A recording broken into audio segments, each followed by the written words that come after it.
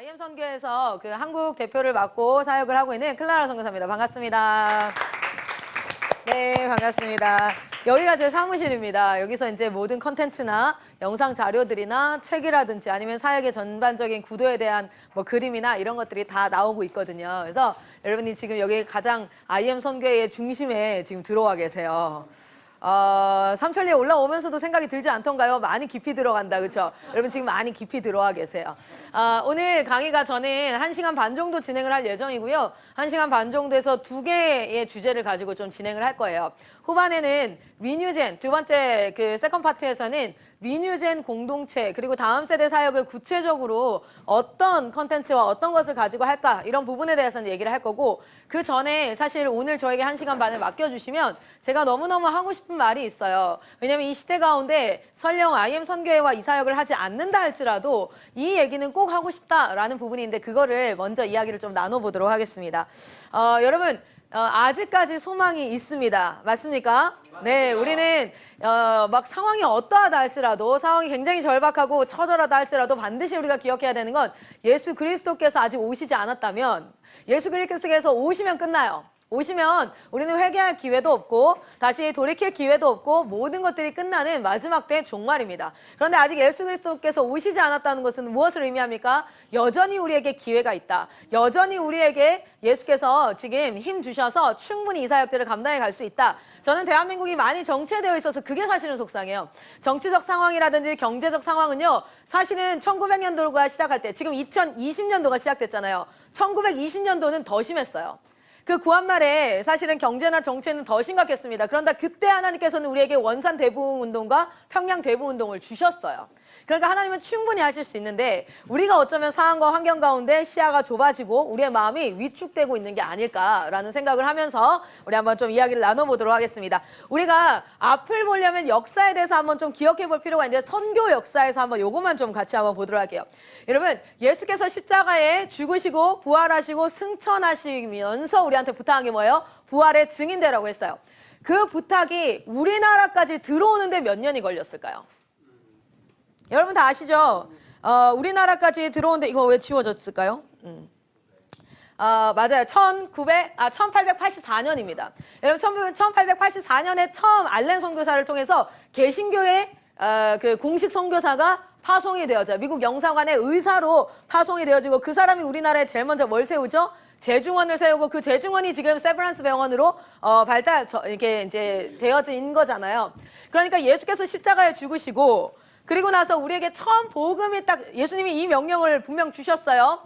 오직 성령이 너에게 임하시면 너희가 권능을 받고 예루살렘과 온 유대와 사마리아와 땅끝까지 이르러 내 증인이 되어라. 증인 되어라 했던 그 명령을 가지고 출발한 제자들을 통하여서 대한민국까지 복음이 들어오는데 얼마나 걸냐면 1884년이 걸렸어요.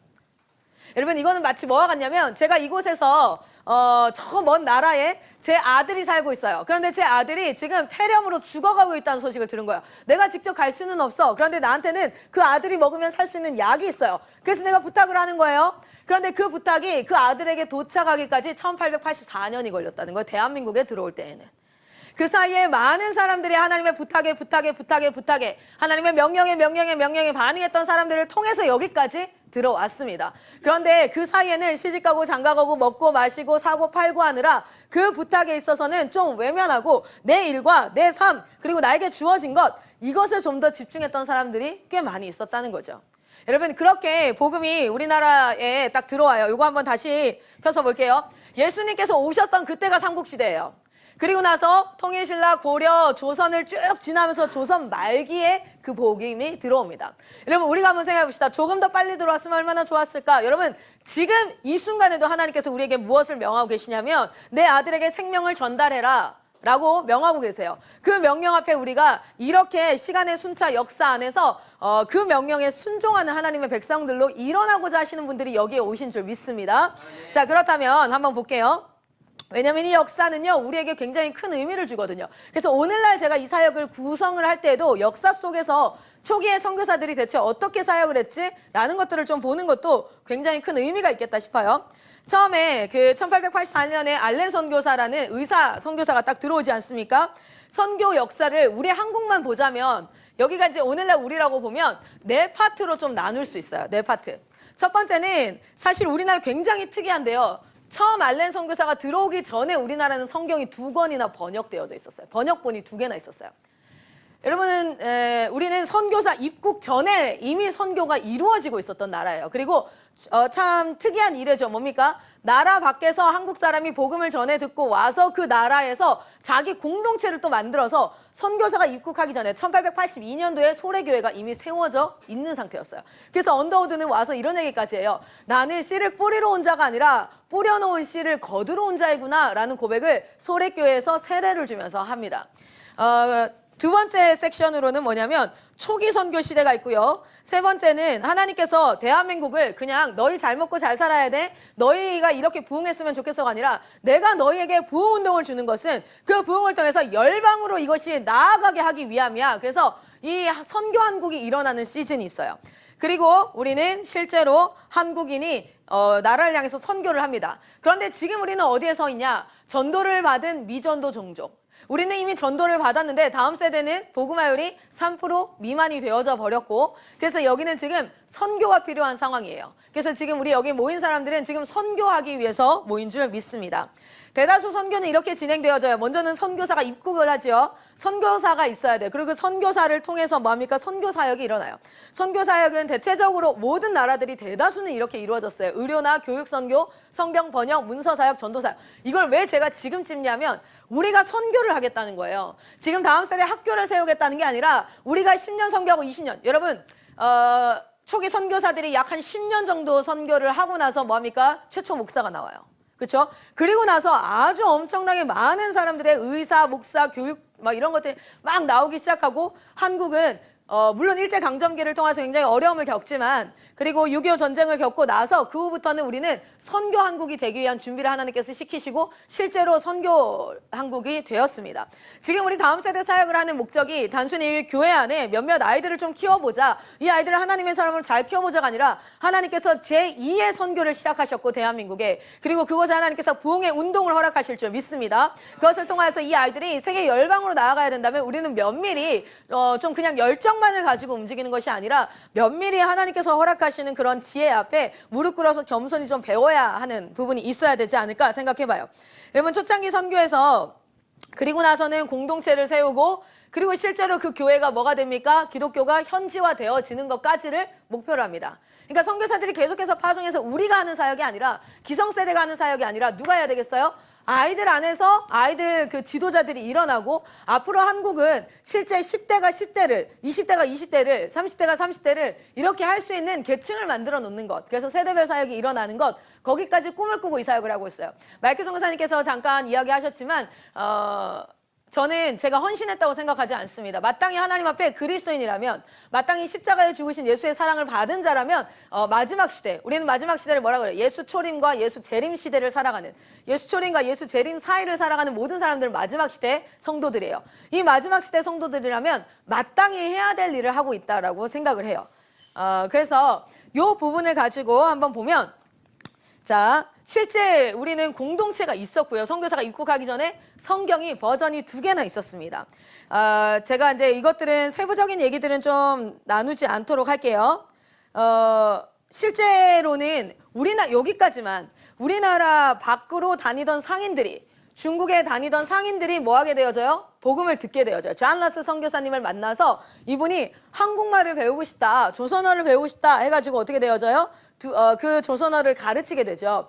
가르치면서 복음을 증거합니다. 그 복음을 증거한 그 사람이 상인이에요. 보따리 장수한 사람이에요. 왔다 갔다 계속 하다가 그 자기 모든 가문이 예수를 믿게 되어지고 그리고 그 안에서 만난 한 사람이 너무 아파요.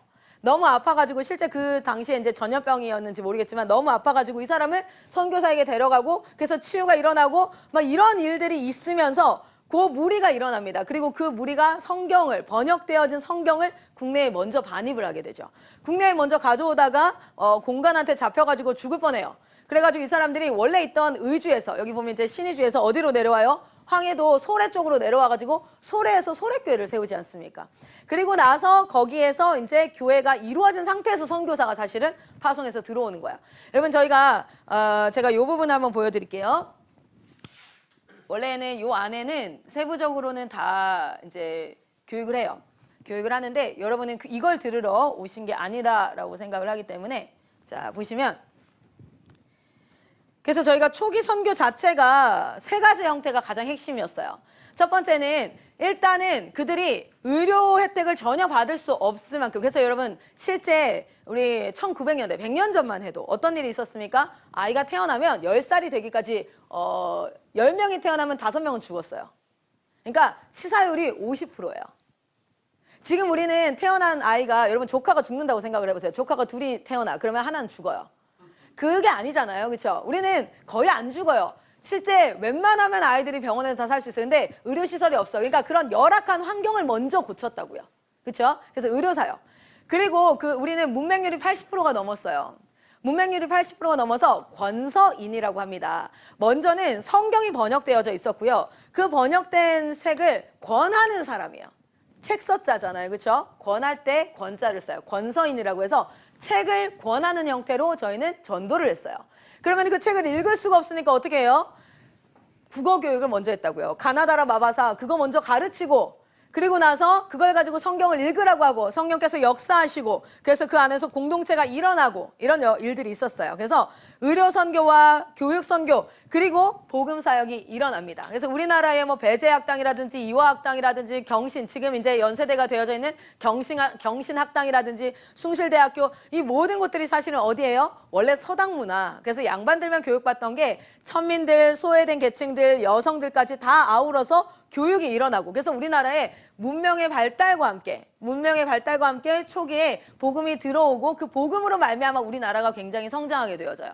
자 그러면 제가 이 얘기를 왜 하냐면 이렇게 해서 하나님께서 그 말씀을 가르치고 핵심은 이거예요. 여러분 우리가 어떤 툴이 있어서 복음 사역이 일어난다고 생각하지 않습니다. 저는 IM 선교회에 많은 컨텐츠가 있고 많은 기술이 있다 그렇게 생각하지 않아요. 가장 중요한 건 지금 다음 세대가 말씀에 접촉하고 말씀을 볼 수 있는 애들이 글 잘 읽어요. 문맹률 아무도 없어요. 글 못 읽는 사람 없어요. 그런데 성경을 안 읽어요. 그러니까 문맹률이 높은 게 아니라 성경을 안 읽어요. 그리고 중요한 건 먼저 성경을 읽어도 무슨 말인지 몰라요. 그럼 우리가 해야 될 사역들을 한번 초기에 선교사들이 했던 그 사역을 가지고 그리고 이렇게 하나님 앞에 사역을 해갈 때 어떤 일이 발생합니까? 하나님께서는 원산 대부흥운동과 평양 대부흥운동과 그리고 나서 어떤 일들이 일어나요? 그 대한민국 전도대회가 일어나고 그렇게 하면서 엄청난 교회의 성장들이 일어나요. 그 교회의 성장들이 단순히 숫자적 성장이 아니라 평양 대부흥이 일어나고 난 그 해에 뭐부터 시작합니까? 제주도로 선교사 파송부터 시작되어져요. 그러니까 하나님의 역사가 일어나는 거죠. 지금 다음 세대 가운데 저희도 하나님의 역사를 이루어가기를 소망합니다. 그래서 지금 한국에 사역하는 지금 우리 형태를 한번 잘 보시면 실제 저희는 이 나라가 선교가 되어지는 초창기에 성경이 엄청나게 번역되어져요. 그리고 그 왔던 선교사님들은 대다수 출판사를 운영합니다. 그리고 그 안의 내용들을 사람들에게 전달하는 그런 일들을 하게 되어지죠. 그리고 계속해서 공동체를 형성해요. 맥켄지라는 선교사님 어때요? 조선인처럼 먹고 조선인처럼 자고 그리고 조선인처럼 살고 나는 그렇게 하겠다 해서 아예 그 안으로 들어가 버리는 그런 공동체 형성과 그리고 안에 컨텐츠가 있어요. 그 컨텐츠는 뭐였습니까? 성경이었습니다. 그리고 뭐예요? 권서인이 있었어요. 이것을 권하는 자들. 권서인을 또 다른 말로 뭐 하냐면 권서인은 남자를 뜻할 때 권서인이라고 얘기했고요. 여자를 뜻할 때는 전도부인이라고 했어요. 무슨 말인지 딱 이해가 되시죠? 전도부인들을 통해서 전국 각지에 나가서 사역을 합니다. 지금 IM 선교회는 온라인 시스템을 가지고 컨텐츠를 계속해서 쌓고 있어요. 무엇을 가르쳐야 될까? 어떻게 가르쳐야 될까? 여러분 잘 보시면 우리 아이들에게 저희가 구원이라는 책을 가르치는데요. 여러분 아이들한테 제일 먼저 하는 질문이 우리가 구원이라는 단어가 어떤 단어죠? salvation이에요. 근데 사실 뭐와 똑같습니까? 원 뜻이 rescue, 구조하다라는 뜻이에요. 구원하다라는 건 구조하다라는 뜻이에요. 자, 구조한다는 건 무슨 뜻일까요? 원래 어떤 상태예요? 위험에 처했어. 위에 처해 있는데 그 사람을 뭐예요? 안전한 곳으로 구조하는 거잖아요. 그렇죠? 그러면은 제가 질문을 해요. Saved from what? 우리는 무엇으로부터 구원을 받았나? 물에 빠진 상태라면 우리는 물에 빠진 그 위험한 환경으로부터 구원을 받은 거죠. 구조를 받은 거예요. 우리는 무엇으로부터 구원받았나? 라는 질문을 했을 때 10년을 예수 믿고 교회 다녔다는 사람도 답을 못해요. 여러분 뭐로부터 우린 구원을 받았을까요? 많은 사람들이 죄로부터라고 얘기를 하죠. 근데 죄로부터 구원 받았는데 왜 이렇게 우리는 죄를 지어요? 아니, 죄로부터 구원을 받았는데 구원이 완성이 안 됐나 봐요, 아직. Not yet. 그쵸? 이 부분에 있어서 아까 답변을 하셨을 때 나왔어요. 뭐예요? 죽음으로부터. 죽음은 사실은 완전한 정답은 아니에요. 뭐로부터일까요? 하나님의 심판으로부터. 그렇죠? 하나님의 심판으로부터, 하나님의 진노로부터. 그런데 저는 우리 수업 듣는 학생들한테는 무조건 답하게 하고요. 다 쓰게 하고 이거를 계속 연습을 시키는 이유 중에 하나가 뭐냐면 확실하지 않으면 의심으로 말미암아 쓰러져요. 사단이 제일 많이 쓰는 방법이 뭐죠? 사단은 의심이에요, 의심. 실제로 예수님을 이거 할 때, 시험할 때도 진짜 예수님이 돌을 떡으로 못 만든다고 생각하고 그렇게 만들어봐 이렇게 얘기했어요? 아니에요. 네가 하나님의 아들이거든 그렇게 해봐. 뭐예요? 그게 안 되면 너 하나님 아들 아닌가 보다. 너 그거 아닌가 보다. 뭐냐면 사단은 지금까지 계속 가져오는 게 뭐냐면 의심이에요, 의심. 내가 가지고 있는 참 진리가 아닌 것처럼 하게 만드는 것.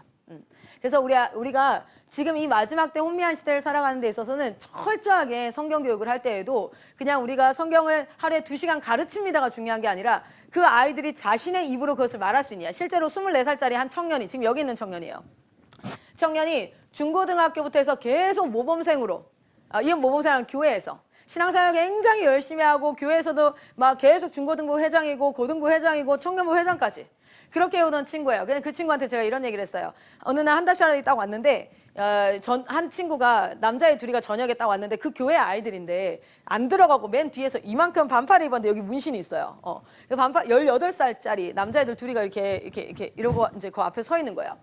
뒤에서 지네 엄마가 집사님이에요. 중고등부 그 선생님이야. 그러니까 하는 거 구경하고 있는 거지. 그러다 이제 가려는 거예요. 그래서 내가 이 24살 청년한테 얘기했어. 야, 가서 복음 전하라고, 쟤네. 어차피 쟤 갈 거니까 가기 전에 복음 전하라고. 근데 갔다가 진짜 한 3분도 안 돼서 오더라고요.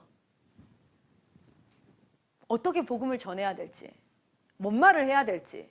왜냐면 안 해봤거든요.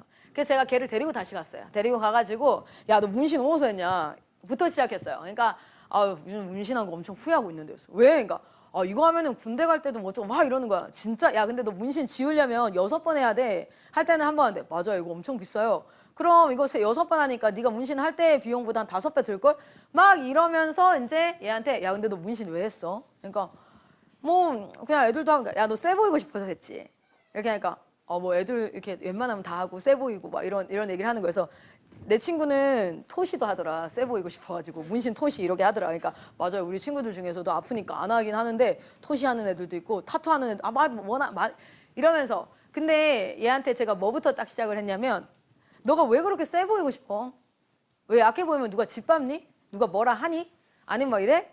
이렇게 얘기를 하면서 뭐부터 시작했냐면 아니 그러면 하나님이 이 세상을 만들었다는데 너가 어머니 집사님 아니에요? 저분 맞지? 그러니까 맞대요. 하나님이 세상을 만들었다는데 왜 이렇게 불공평하게 만들어놨을까? 하나님이 이렇게 만들어놓고 너무너무 잘 만들어놨다고 이렇게 얘기했을까? 사람이 사람을 무시하고 힘이 조금만 없고 키 작고 살만 좀 빼빼 마르면 남자애들 막 애들 주합 패고 때리고 야 갑질하고 돈 좀 있으면 무릎 꿇으라 그러고 막 완전 야 하나님이 이렇게 세상을 만들어놨을까? 이거 하나님 만들었다 그러면 진짜 좀 그렇지 않니? 라고 얘기하는데 얘가 그 속에 자기도 그렇게 생각하고 있었어. 세상이 너무 불공평한 거예요. 그리고 센 척을 해야지만 사람들이 나를 무시하지 않는 거야. 막 이런 것들이 있어서 막 얘기하면서 맞대요. 그래서 내가 근데 하나님이 이거 진짜 창조하신 거 맞아. 근데 이게 하나님 창조하실 때 원래 모습이었을까? 라고 하면서 뭘 시작했냐면 하나님이 창조했는데 그게 죄로 말미암아 망가졌던 것 그리고 그 망가졌던 것들이 진짜 완전 구제불능이었는데 예수께서 오셔서 이걸 고치러 오셨는데 잘 생각해봐라. 그냥 예수님 딱 오셨다 그럼 고쳤다 그럼 우리가 다 완전 의인이 되어 있어야 되는데 그렇지 않아. 우리는 한 사람 한 사람 전도하면서 첫 번째 예수를 만나게 하고 만나면 그때부터 시작돼서 하나님의 말씀이 이 사람에게 너무 자연스럽게 하나님 없이 해오던 모든 생활들이 예수 믿으면서 어떻게 돼요? 예수 믿으면서는 내가 이렇게 해도 되나 싶잖아요. 예수 믿으면서는 양심이 살아나기 시작하고 말씀으로 말미암아 영혼이 살아나기 시작해서 거리낌 없이 짓던 죄가 내가 그냥 나의 유익을 위해서는 거짓말 쉽게 하던 그것들이 이렇게 하면 안 될 것 같은데 뭐가 살아나기 시작하는 거예요? 하나님의 형상이 회복되어지기 시작하는데 그것도 말씀이 지속적으로 알려지지 않으면 어떻게 돼요? 그냥 죄책감만 있어요. 그래서 교회 다니면 뭐가 되는 거예요? 갑갑해요. 뭐 내 마음대로 할 수 있는 게 없어요. 딱 거기서 머물게 되어져요. 그런데 하나님의 형상을 계속해서 성경 가운데 교육을 하게 되어지면 아, 이때는 이렇게 하는 거구나, 저 때는 저렇게 하면 더 좋겠구나 라고 자기 의지적으로 발동되어서 하나님을 닮아가는 과정, 그 과정이 신앙의 과정이죠. 오늘날 지금 청소년들은 그것을 제공받지를 못하고 있어요. 애들은 어떤 상태냐면 교회에 출석을 합니다. 그러나 출석하고 있지만 그들은 어떤 상태입니까? 하나님을 닮아가야 된다는 이런 전제 조건이라든지 뭐 이런 것들이 전혀 없어요. 안 먹혀. 그래서 얘네들을 처음 사역을 시작할 때 저희가 캠프부터 시작하는 거예요. 왜냐하면 자기의 익숙한 공간에서 자기가 아는 사람이 하는 얘기는 다 잔소리예요. 다 꼰대 가는 소리예요. 듣기 싫어요. 아, 제발 좀 가만히 두세요. 아, 뭐래. 그냥 나와서 앉아있는 것만으로 땡큐인 줄 알아요. 안 나갈라니까 그냥. 이 상태예요, 아이들이. 그게 죄가 철저하게 발동되어진 상태예요. 그래서 저희가 캠프 사역을 해요. 왜냐하면 사람은요, 자기가 있던 공간에서 잠깐 분리되어져 나오면 생각이 단절이 됩니다. 그리고 그 공간에서 뭐 아니면 everybody does it 하면 이게 문화가 되는데, 예를 들어서 이런 거예요. 우리가 아이들한테서 나중에 이제 결혼해보면, 예비 신부님이니까 결혼해보면 애를 키우잖아요. 애가 내 맘대로 안 돼요. 애가 내가 되게 잘 키우고 싶은데 내 맘대로 안 되고, 우리 부모님들은 핸드폰을 하나 뺏으려 그러면 세계 2차 대전이 일어나요. 핸드폰 하나 뺏고 싶다 그러면 2차 대전은 이미 일어났으니까 세계 3차 대전이 저희 집에서 일어납니다. 그러기 때문에 왜 그러냐면 그건 그냥 잔소리고, 이게 내 친구들 다 가지고 있는데 우리 엄마는 왜 유별나게 해? 왜 그래? 그러면서 교회에 대해서, 하나님에 대해서 더 거부감만 생겨나요. 근데 여러분 아세요? 여기 있는 애들 중에는 한 번도 핸드폰을 가지고 있는 애가 없어요. 그러면 뺏기가 되게 쉬워요. everybody does it. 모든 사람이 하는 것을 애들은 따라가게 돼 있어요. 어떤 친구가 캠프를 왔는데 아, 씨발 존나 짜증나 이래요. 진짜 예배당 한가운데서 얘가 학교 좀 놀던 애야. 그러니까 아, 씨발 존나 짜증나 진짜. 그러니까 누가 막 인사하고 그렇게 하니까 그랬어요. 근데 가세요. 그때 만약에 그 애를 가만히 두잖아. 그러면 그 친구는 계속 하는 거예요. 그런데 거기에 있던 150명이 일제히 조용해졌어요. 그리고 걔를 다 쳐다봤어요. 그러니까 얘가 약간 뭐냐면 여러분 150명의 시선을 느끼고도 뭐 어쩌라고 이렇게 못해요. 일제히 다 쳐다봤는데, 그리고 나서 거기에서 한 선교사님이 일어나서 욕하면 안 돼. 별말 안 했어 진짜.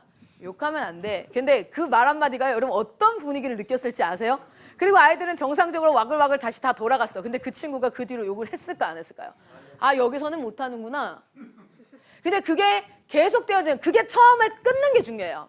끊고 나서 여기서 1년 훈련 받고 2년 훈련 받으면 자기가 스스로 결정할 수 있는 힘이 생겨요. 어떤 힘이 생기냐면, 아, 여러분, 여긴 청소년이 아니니까 청소년 중에. 여러분, 봐봐요. 남자친구가 없어. 근데 봐봐요. 남자친구가 있는데 길거리에서 아, 씨발 하고 다니고 막 아, 존나 짜증난다고 입에 걸레 문 것처럼 욕해. 그러면 너무 좋아요? 진짜 싫죠? 방금 손살에 쳤어. 아우, 막 이랬어. 생각해봐요. 여자친구가 있는데 막 나 있을 때는 아무 말도 안 하고 막 해서 아, 씨발하고 막 옆에서 존나 짜증나 막 욕을 겁내 잘해. 그럼 어때요? 절레절레야. 근데 그거 아세요? 10대들도 그래요. 야, 너네 엄마가 있잖아. 막 그래. 그러면 멋있는데요? 처음에는 막 반발심 이렇게 얘기를 해요. 근데 제 진짜야? 그럼 아니에요. 스스로 결정할 수 있게 해줘야 돼. 그렇게 한 번은 단절이 필요하고요, 사역에서. 그리고 나서는 이제 그때부터 1차적으로 인큐베이팅을 한 달, 2달 하는 건 원래 있던 그 교회에서, 내가 다니던 교회에서는 멋진 리뉴전이 되겠습니다. 이 도전이 안 돼요. 그런데 여기 와서 이미 그렇게 하고 있는 아이들과 섞여서 내가 하면 아이들도요, 뻘쭘하거든요. 그거 아세요? 제가 아이들 얘기를 해줄까요? 자기가 은혜를 받아도요, 수련회 갔다 와서 교회 오면 왜 그렇게 됐냐면 내가 어떤 짓을 했던 사람인지 알아. 내가 말 더럽게 안 들었고, 내가 예배 때 어떤 자세였는지 아는데 내가 갑자기 변했다고, 내가 은혜 받았다고 갑자기 손 들고 찬양하는 것도 힘들어요. 왜냐면 다 알아, 내가 누구인지를. 내가 태어날 때부터 봤던 집사님과 목사님과 다 있는데 갑자기 내가 손을 들고 찬양을 하면 하고 싶어도 못해요. 그래서 뭘 해줘야 되냐면 애들을 옮겨줘야 돼요. 한번 옮겨서 여기서 은혜를 받고 한번 단절을 하고 은혜를 받고, 근데 거기서 끝나서 돌아가면 수련회랑 똑같아. 그게 아니라 한 달간 2달간 그 생활을 하면서 이제 스스로 분위기 때문에 욕을 안 하는 게 아니라, 분위기 때문에 따라가는 게 아니라, 아, 이게 옳은 거구나, 이게 맞는 거고, 이게 더 멋있는 거구나 라는 것들을 체험하잖아요. 애들 문신 왜 해요? 걔가 멋있어 보여서 하는 거예요. 여자애들 틴트 완전 목숨 걸고 틴트 바르죠. 양치질하고 틴트 바르고 뭐하고 틴트 바르고 지나가다 거울 보고 틴트 바르고. 왜 그런지 아세요? 예뻐 보이고 멋있어 보이고 좋아 보이는 걸 따라가는 나이가 청소년이에요. 왜냐하면 그들은 인생을 살아본 적이 없기 때문에 인생에서 이제 어떤 삶을 살아야겠다는 욕구가 일어나는 시기예요. 그 시기에 뭘 보여주느냐에 따라 지금 저희가 그 시기에 아이들한테 뭘 보여줍니까? 중학생, 고등학생한테 선교사의 삶을 보여주고 있어요. 그래서 저희 아이들 중에는 선교사 하겠다는 사람이 되게 많아요. 여러분 각 교회에서 선교사 하겠다는 애들이 많이 안 나오거든요. 그런데 저희는 애들이 보는 게 그거야.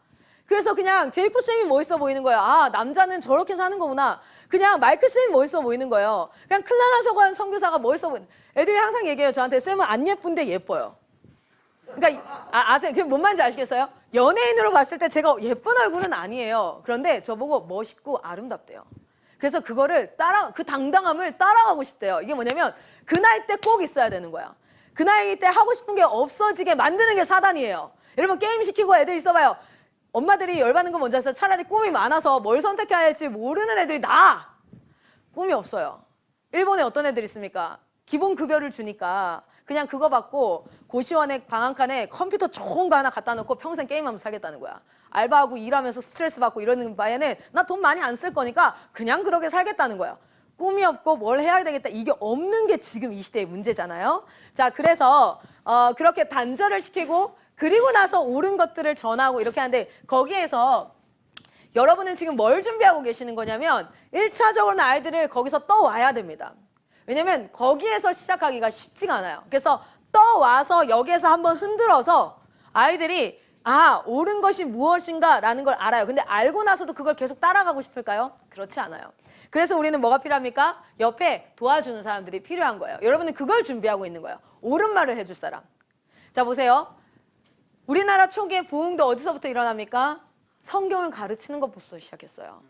원산 대부흥운동 그리고 평양 대부흥운동도 회개운동인데요. 그 회개가 어떻게 일어날 수 있어요? 옳은 게 뭔지를 아는 기준이 딱 생겨보니까 내가 틀렸다는 게 보이는 거예요. 그래서 일어나는 게 회개잖아요. 결국에는 핵심에는 뭐가 있냐면 성경, 그러니까 말씀을 가르치는데 예를 들어서 이런 거죠. 저는 중간 편입자입니다. 전 예수를 중간에 믿었어요. 그래서 전 중간 편입자라 그래요. 전 모태신앙이 아니에요. 지금 저희 어머니 아버지도 예수 안 믿으세요.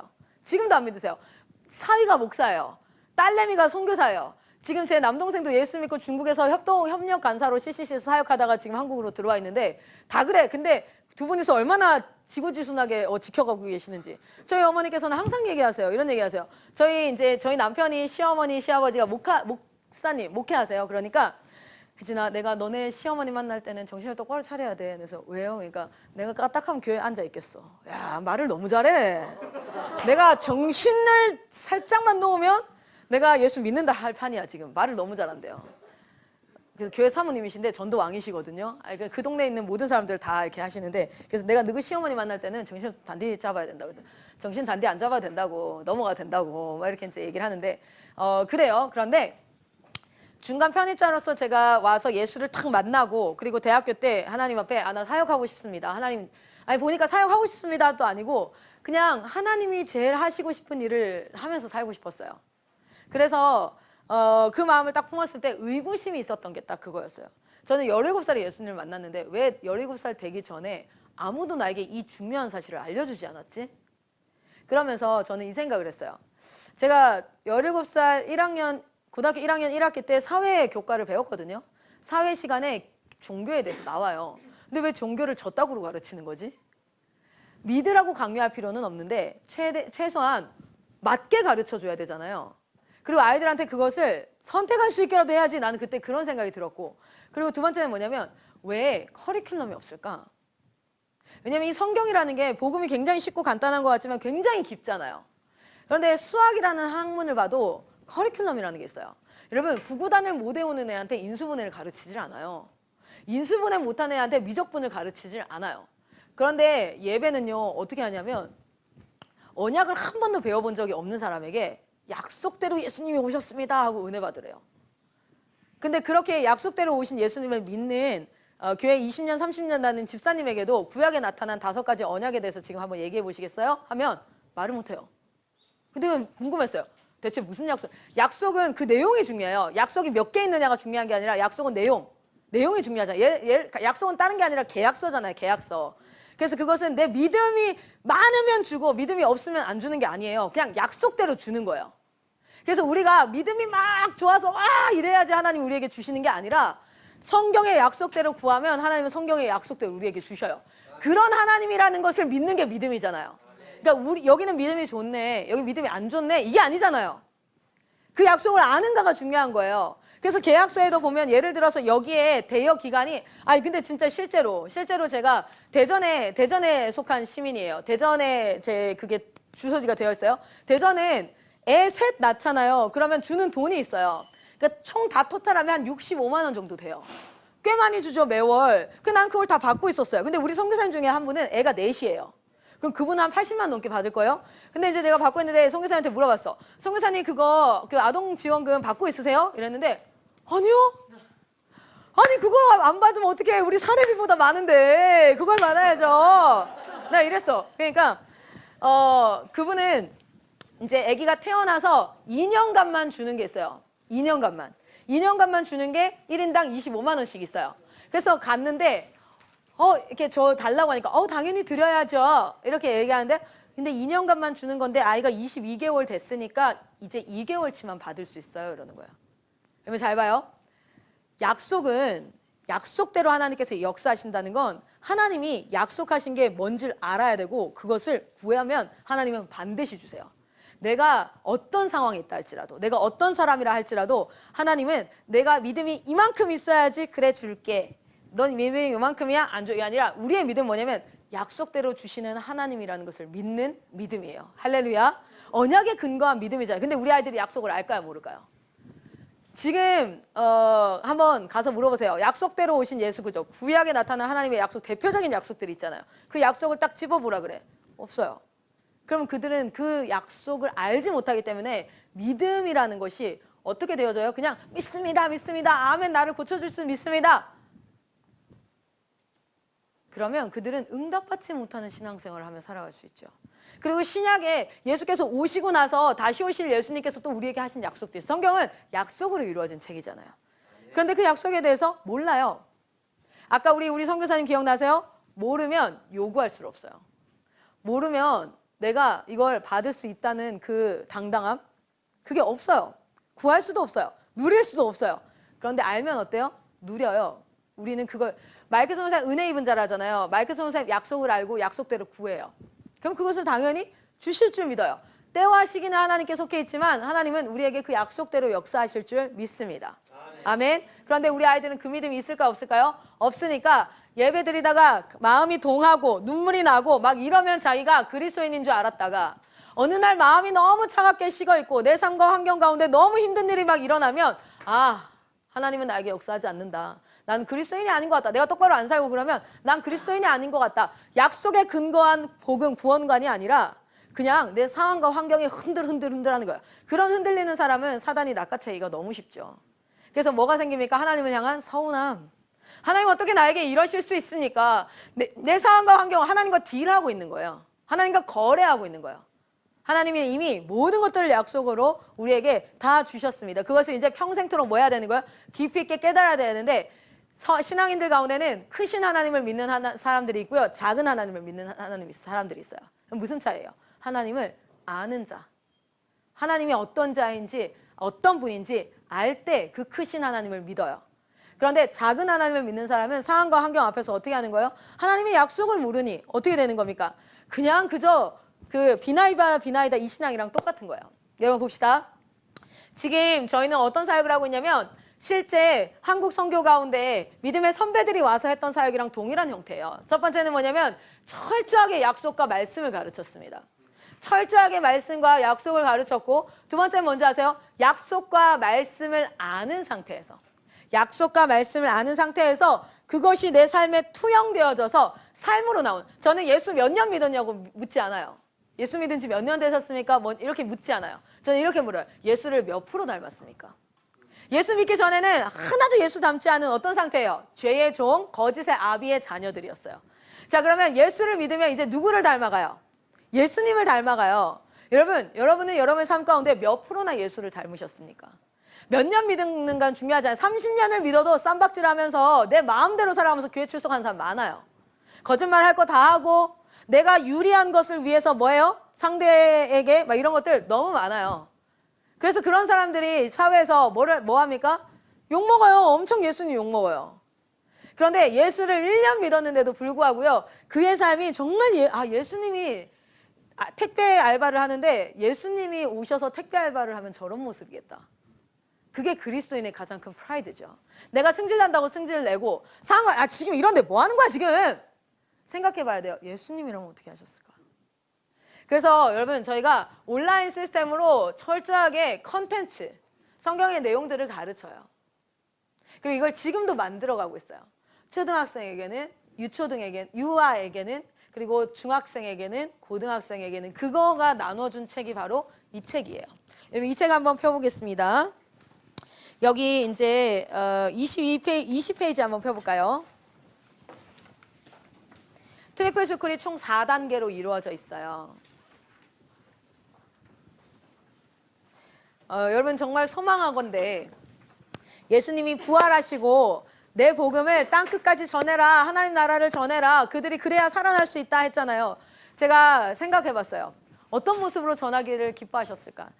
저는 이 찬양 정말 좋아하거든요. 나 주님의 기쁨 되기 원하네. 예수 믿는 자들의 소망이지 않습니까? 그런데 그 복음을 증거할 때 그리고 복음을 전달할 때 이런 건 아니었으면 좋겠어요. 아까 처음에 못 들어서 못 들었죠. 예수님이 부활의 증인이 되라고 하고 나서 대한민국까지 복음이 들어오는데 1884년이 걸렸어요. 되게 오래 걸렸지 않아요? 근데 수고해서 많은 사람들이 자신의 삶을 희생하고 헌신하고 했는데 실제 CCC에 빌 브라이트 박사라는 총재가 있어요. CCC라는 선교단체가 처음 시작할 때 세웠던 빌 브라이트 박사라는 분이 있거든요. 그분이 이런 가설을 세웁니다.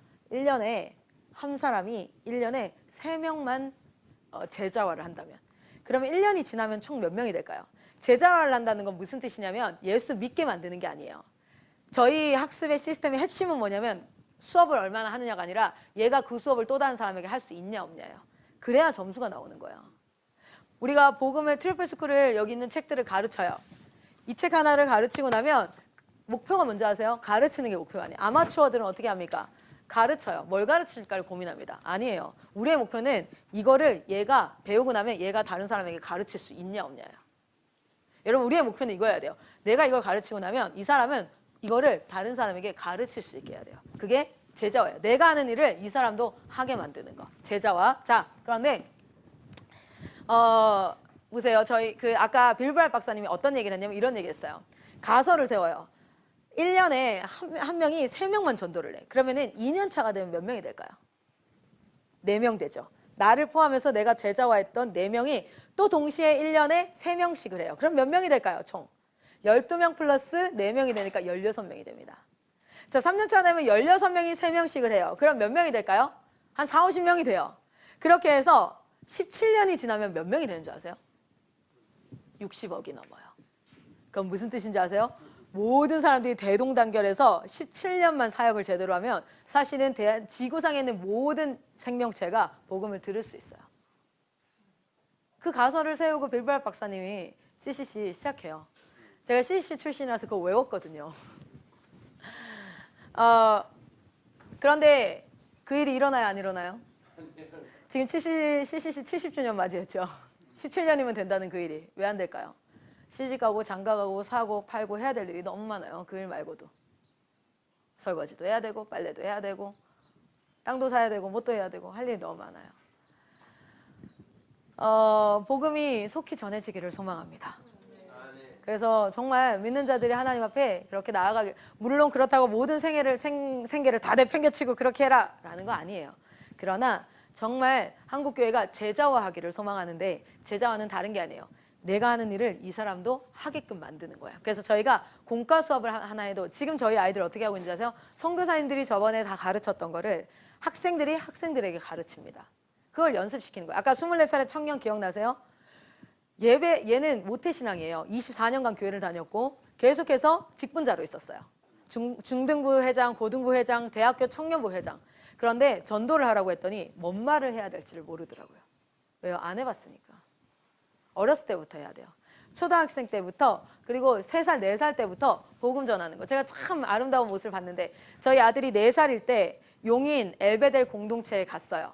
갔는데 거기에는 8살짜리 딸내미가 하나 있을 거예요. 몇 살이죠, 쌤? 걔가 한별이가? 7살짜리가 있어요. 그래서 내가 한별아, 선생님 둘째 아들이야. 필립이랑 잘 놀아줘. 그래서 네 이러더니 얘가 가면서 뭐 앉아요? 너 예수님 믿니? 이러고 가는 거예요. 그러니까 제 아들이 있어요. 나는 믿는데. 그러니까 그럼 됐어. 그네 타러 가자. 복음 전도하고 가르치는 거. 그래서 제가 그 친구한테 그 다음 타임에 놀 때 한별아 너 구약여행 14일 이런 거 배웠어? 그러니까 자기 그거 안 돼요. 그래서 내가 그러면 한별아 필리비한테 구약여행 14일에 나오는 10시대 성경의 10시대 좀 알려줘. 그랬더니 이거 뭐야 나무 꼬쟁이를 잡고 그 안에 놀이터에서 놀면서 막 뭘 그려요. 그러더니 알려주겠대. 근데 엉터리로 알려주는 거예요. 그래서 내가 그래 알려주는 것만으로 기쁜데 이제 이 아이들을 또 그렇게 가르쳐야지. 여러분 그렇게 해서 아이들이 학교를 다 딱 졸업하고 나면 이미 이것들을 다 말할 수 있고 이렇게 키우는 그런 형태로 지금 사역을 하고 있는데 온라인의 시스템화 그리고 이 안에 뭡니까? 공동체에서 삶의 훈련을 시키는 거예요. 봐봐요. 지금 결혼한다 그랬잖아요. 지금 되게 좋잖아. 저는 7년 연애했고요. 한 번도 안 싸웠어요. 7년 연애하는 동안 한 번도 안 싸웠어요. 그리고 결혼하자마자 허니문 베이비로 첫째를 낳았거든요. 그리고 지금 이제 7년이 됐어요. 7년간 미친 듯이 싸우고 있어요. 죽자고 싸우고 있어요. 그러다 우리가 뭐 욕을 하고 머리채를 잡고 물건을 던지고 이렇게 싸우는 게 아니라 뭐 하는 거냐면 아무리 사랑하고 가까워도 서로가 보이지 않는 모습들이 있어요. 왜냐면 웬만하면 서로 맞춰주면 되는 그런 것들. 근데 딱 결혼을 하는 순간부터는 뭐가 되냐면 여러분 수도사들이 딱 했던 말이 있어요. 수도사들은 8시간 기도하고 말씀 보고 8시간 일하고 8시간 자는 그게 수도사의 일반적인 삶이었어요. 수도사 생활하는 그 베네딕트 수도원에 있는 한 사람에게 물어봤습니다. 수도사 생활하면서 가장 힘든 게 뭐예요? 라고 물어봤을 때 영성 훈련의 가장 최고봉은 뭐라고 생각합니까? 이랬을 때 이래요. 기도? 말씀? 아닙니다. 같이 사는 거요. 같이 사는 사람한테는 내가 예수 닮았다고 설교로는 내가 예수 닮은 척 할 수 있는데 같이 살면요. 이분이 얼마나 예수 닮았는지 그대가 제일 잘 알게 될 거예요. 이분이 얼마나 예수 닮았는지 그대가 제일 잘 알게 될 거예요. 같이 살면 숨길 수가 없어요. 자 봐봐요. 공동체 훈련을 하잖아요. 그러면 선교사도 그리고 학생들도 숨길 수가 없어요. 예수 안 닮음이 엄청 일어나요. 그 예수 안 닮음이 뭔지 아세요? 공동체에서 나오는 문제입니다. 그러면 그 문제는 문제가 아니라 이제부터 그 문제를 어떻게 해결하느냐 그 모습이 예수를 닮았냐 아느냐가 이제 훈련이 되어지는 거예요. 그 결정을 하는데 기준이 뭡니까? 우리가 배웠던 말씀이 들어가는 거예요. 그 공동체를 만드는 거예요. 여러분 그 공동체가 10년만 20년만 대한민국에 세워져 있다 하면 저는 20년 뒤에 대한민국의 부흥운동은 당연하다고 생각해요. 저는 이렇게 얘기합니다. 많은 부모님들이 이렇게 얘기해요. 우리 애가 변하면 기적이래요. 근데 제가 이렇게 얘기했어요. 말씀이 있고 기도가 있고 성령께서 역사하시는데 사람이 안 변하면 그게 기적이라고. 안 변하면 기적인 거예요. 그런데 왜 안 변해요? 말씀과 기도와 성령의 역사하심이 무엇 하나 없나 보죠. 우리가 그것을 모을 수 있는 공동체에서 지금 온라인 시스템과 공동체 훈련을 핵심적으로 합니다. 그래서 여러분 지금 사역을 시작한다는 건 무슨 얘기냐면 컨텐츠는 있어요. 자, 그 컨텐츠를 통해서 올바른 메시지들이 레벨별로 자 20페이지 한번 보이시나요? 20페이지가 트래프스쿨 1단계, 2단계 그리고 한 페이지 넘기면 3단계, 4단계까지 컨텐츠가 커리큘럼화 되어져 있어요. 아까 얘기했던 것처럼 인수분해 안 배운 사람에게 우리가 미적분해 안 가르쳐요. 그런 것처럼 자 1단계 한번 보겠습니다. 1단계가 학교를 들어가기 전 취학 전 아이들 한 4, 5살부터 초등학교 한 1, 2학년까지를 가르칠 수 있는 교재예요. 그런데 이 단계에 나오는 교재들이 일반 시중으로 가면 어떤 책들이 많이 나올까요? 삼손 이야기, 요나 이야기 이렇게 인물 중심적이고 또 어떻습니까? 권선징악 형태 또는 그냥 이제 단순히 도덕적인 어떤 한 선한 양심을 가진 사람들을 향한 그런 스토리들이 있어요. 근데 이때 배워야 되는 게 뭐냐면 이때 다른 거 다 못 배워도 딱 하나 배워야 되겠어요. 그게 뭔지 아세요? 우리가 가야 할 곳은 어디? 하나님 나라. 뭘 배워야 되냐면 창조, 타락, 구속의 통전적인 개념을 하나 배워야 돼요. 우리가 이때부터 배워와서 뭐가 생기는 줄 아세요? 윤회사상이 생겨요. 윤회사상. 죽으면 착하게 살다 죽으면은 뭐가 돼요? 사람으로 태어나고 완전 못되게 살다가 죽으면 뭐래요? 바퀴벌레로 태어나고 막 이런 윤회사상이 자연스럽게 전체 가치관이 형성되어지는 시기가 이 시기인데 이때 삼손과 요나를 배우는 게 아니라 이때 배워야 될 게 뭐냐면 이거예요. 하나님의 나라가 있었고 그 하나님의 나라에서 우리는 죄로 말미암아 쫓겨났는데 우리 하나님께서 우리를 다시 그 하나님의 나라로 들어오게 하기 위해서 예수 그리스도를 보내셨고 그러면 지금 서 있는 이 땅은 어떤 땅이에요? 우린 쫓겨난 상태예요. 그리고 이거는 죄로 말미암아 철저하게 타락한 세상이에요. 자, 우리 한번 생각해 봅시다. 아담과 하와 때가 있었어요. 아담과 하와. 여러분 우리가 전 세계에 사는 사람들 중에 하나님 나라를 경험한 사람이 유일하게 두 사람이에요. 누구예요? 아담과 하와. 그렇죠? 근데 그 아담과 하와가 쫓겨났어. 그리고 가인과 아벨이 태어났어. 그리고 나서 가시덩굴과 엉겅퀴 그리고 동물들의 위협, 불과 뭐 물의 위협 막 이런 것들이 있었어요. 자, 그렇게 힘들 때마다 아담과 하와는 무슨 얘기했을까요? 아, 더럽고 치사해서 못 살겠네. 아, 진짜 뭐 이런 얘기를 했을까요? 여러분 제가요 한국에서 살다가 우간다로 단기 선교를 갔거든요. 단기 선교에 딱 내렸는데 아세요? 그 열대 더위가 팍 들어오고요. 1시간을 이동해서 이제 선교 본부가 있는 곳으로 이동을 해야 되는데 1시간 동안 이스타나, 스타렉스 말고 이스타나에 13명이 탔어요. 거기는 12인승인데 13명이 탔어요. 근데 우리는 일정이 2주 일정이라서 캐리어가 어땠겠어요? 그 캐리어를 안고 탔어요. 13명이 안고 탔는데 정말 슬픈 건 뭔지 아세요? 오프로드예요. 비포장도로예요. 근데 더 슬픈 건 뭔지 아세요? 에어컨이 안 돼요.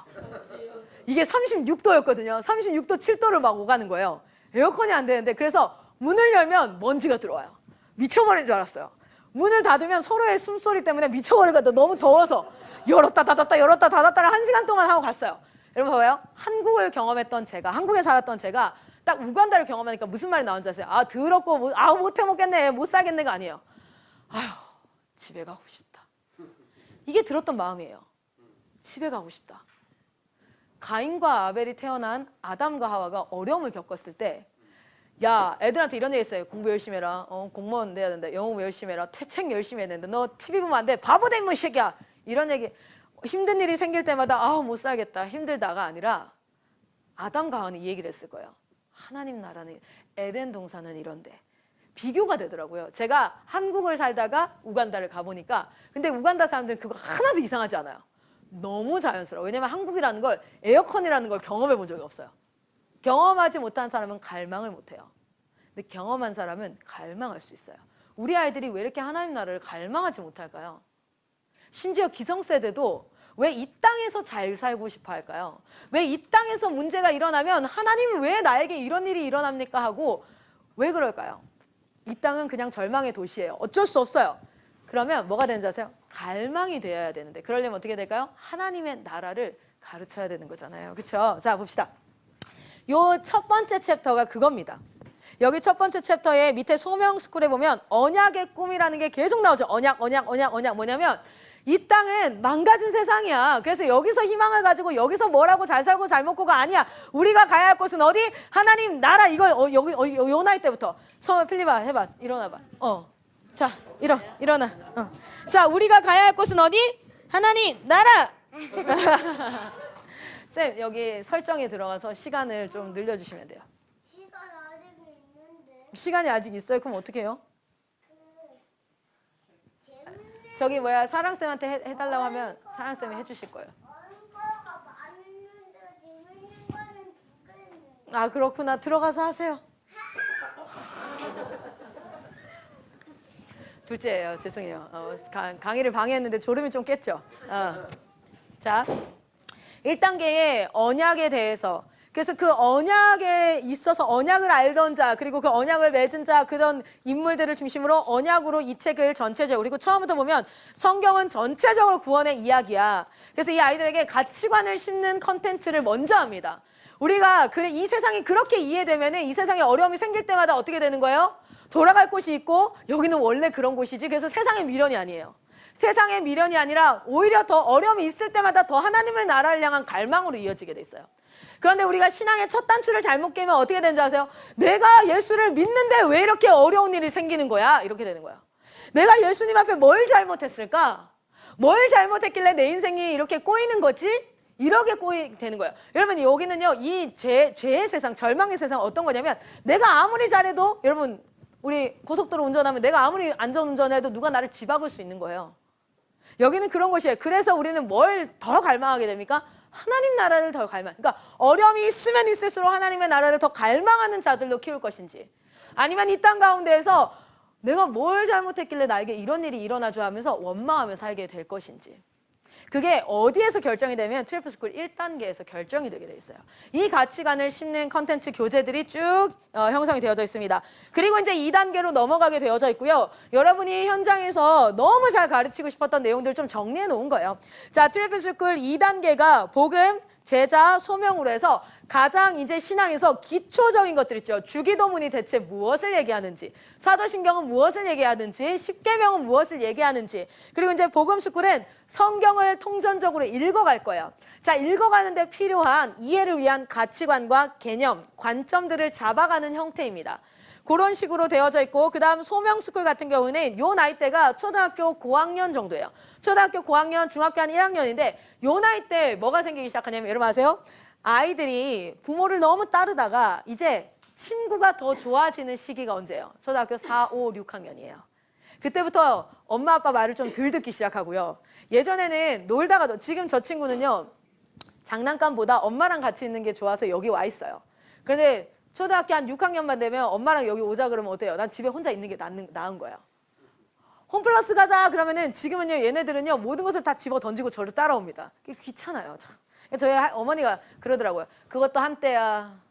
좀 지나면 너 어디 가자 그러면 절대 따라 나서지도 않아. 그러니까 지금을 누려. 이래요. 실제 여러분 집에서 홈플러스 가자 그러면 어때요? 문 닫고 들어가서 엄마 사이다 사오세요. 이렇게 딱 그 시즌에 아이들 또래와 어울리는 게 좋고, 근데 거기에서 뭐냐면 이제 재밌고 하고 싶은 게 막 생기기 시작해요. 그 나이 때 뭘 보여주냐면 요 뒤에 보면 그 어린이 시리즈 있죠. 세상을 바꾼 10보이즈 시리즈라고 해서 정말 이 세상을 우리가 어떻게 살아가야 하는가, 얼마나 이 세상 가운데 우리가 해야 될 일이 많은가, 이런 것들을 보여주고 생산적인 것들을 보여주지 않으면 이 나이대가 딱 게임에 빠지는 나이대입니다.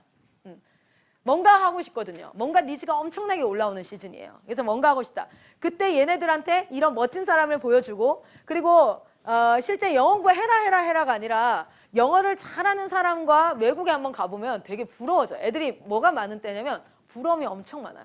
쟤는 이걸 가지고 있고 쟤는 저걸 가지고 있고, 그 부러움을 어디로 옮겨야 돼? 그 에너지를 넌 이거 안 돼, 저건 안 돼, 이렇게 단절이 아니라 그 일들을 하고 싶게끔 뭔가의 하나의 멋진 심벌을 보여주고 멋진 인생의 모델을 보여주고 하는 그런 형태로 지금 트리플스쿨이 신앙 안에서 이렇게 형성이 되어졌어요. 역사를 바꾼 10보이즈, 그렇죠? 문화를 바꾼 10보이즈, 이렇게 해가지고 요 안에 구성이 됩니다. 그리고 이제 넘어가면 트리플스쿨 3단계가 있어요. 이 3단계는 중학교 한 2, 3학년이나 고등학교 1학년 정도가 배우는 건데 철저하게 신학과정처럼 구성이 되어져 있어요. 그래서 우리가 하나님의 형상대로 지음 받았다라고 얘기했을 때 그 형상이 appearance, 외모가 아니잖아요. 그러면 하나님이 가지고 있는 속성이 있죠. 그렇죠? 하나님이 가지고 있는 그 속성들, 그걸 닮았다는데 그 속성이 과연 뭐죠? 라고 얘기했을 때 우리는 답을 못해요. 하나님은 공유할 수 있는 속성이 있고 비공유적 속성을 가지고 있죠. 근데 그 공유할 수 있는 속성은 누구에게? 우리에게 주세요. 이거 뭐냐면 신론이에요. 조직신학의 신론에서 4가지를 핵심적으로 배우지 않습니까? 첫 번째 뭐예요? 하나님의 존재.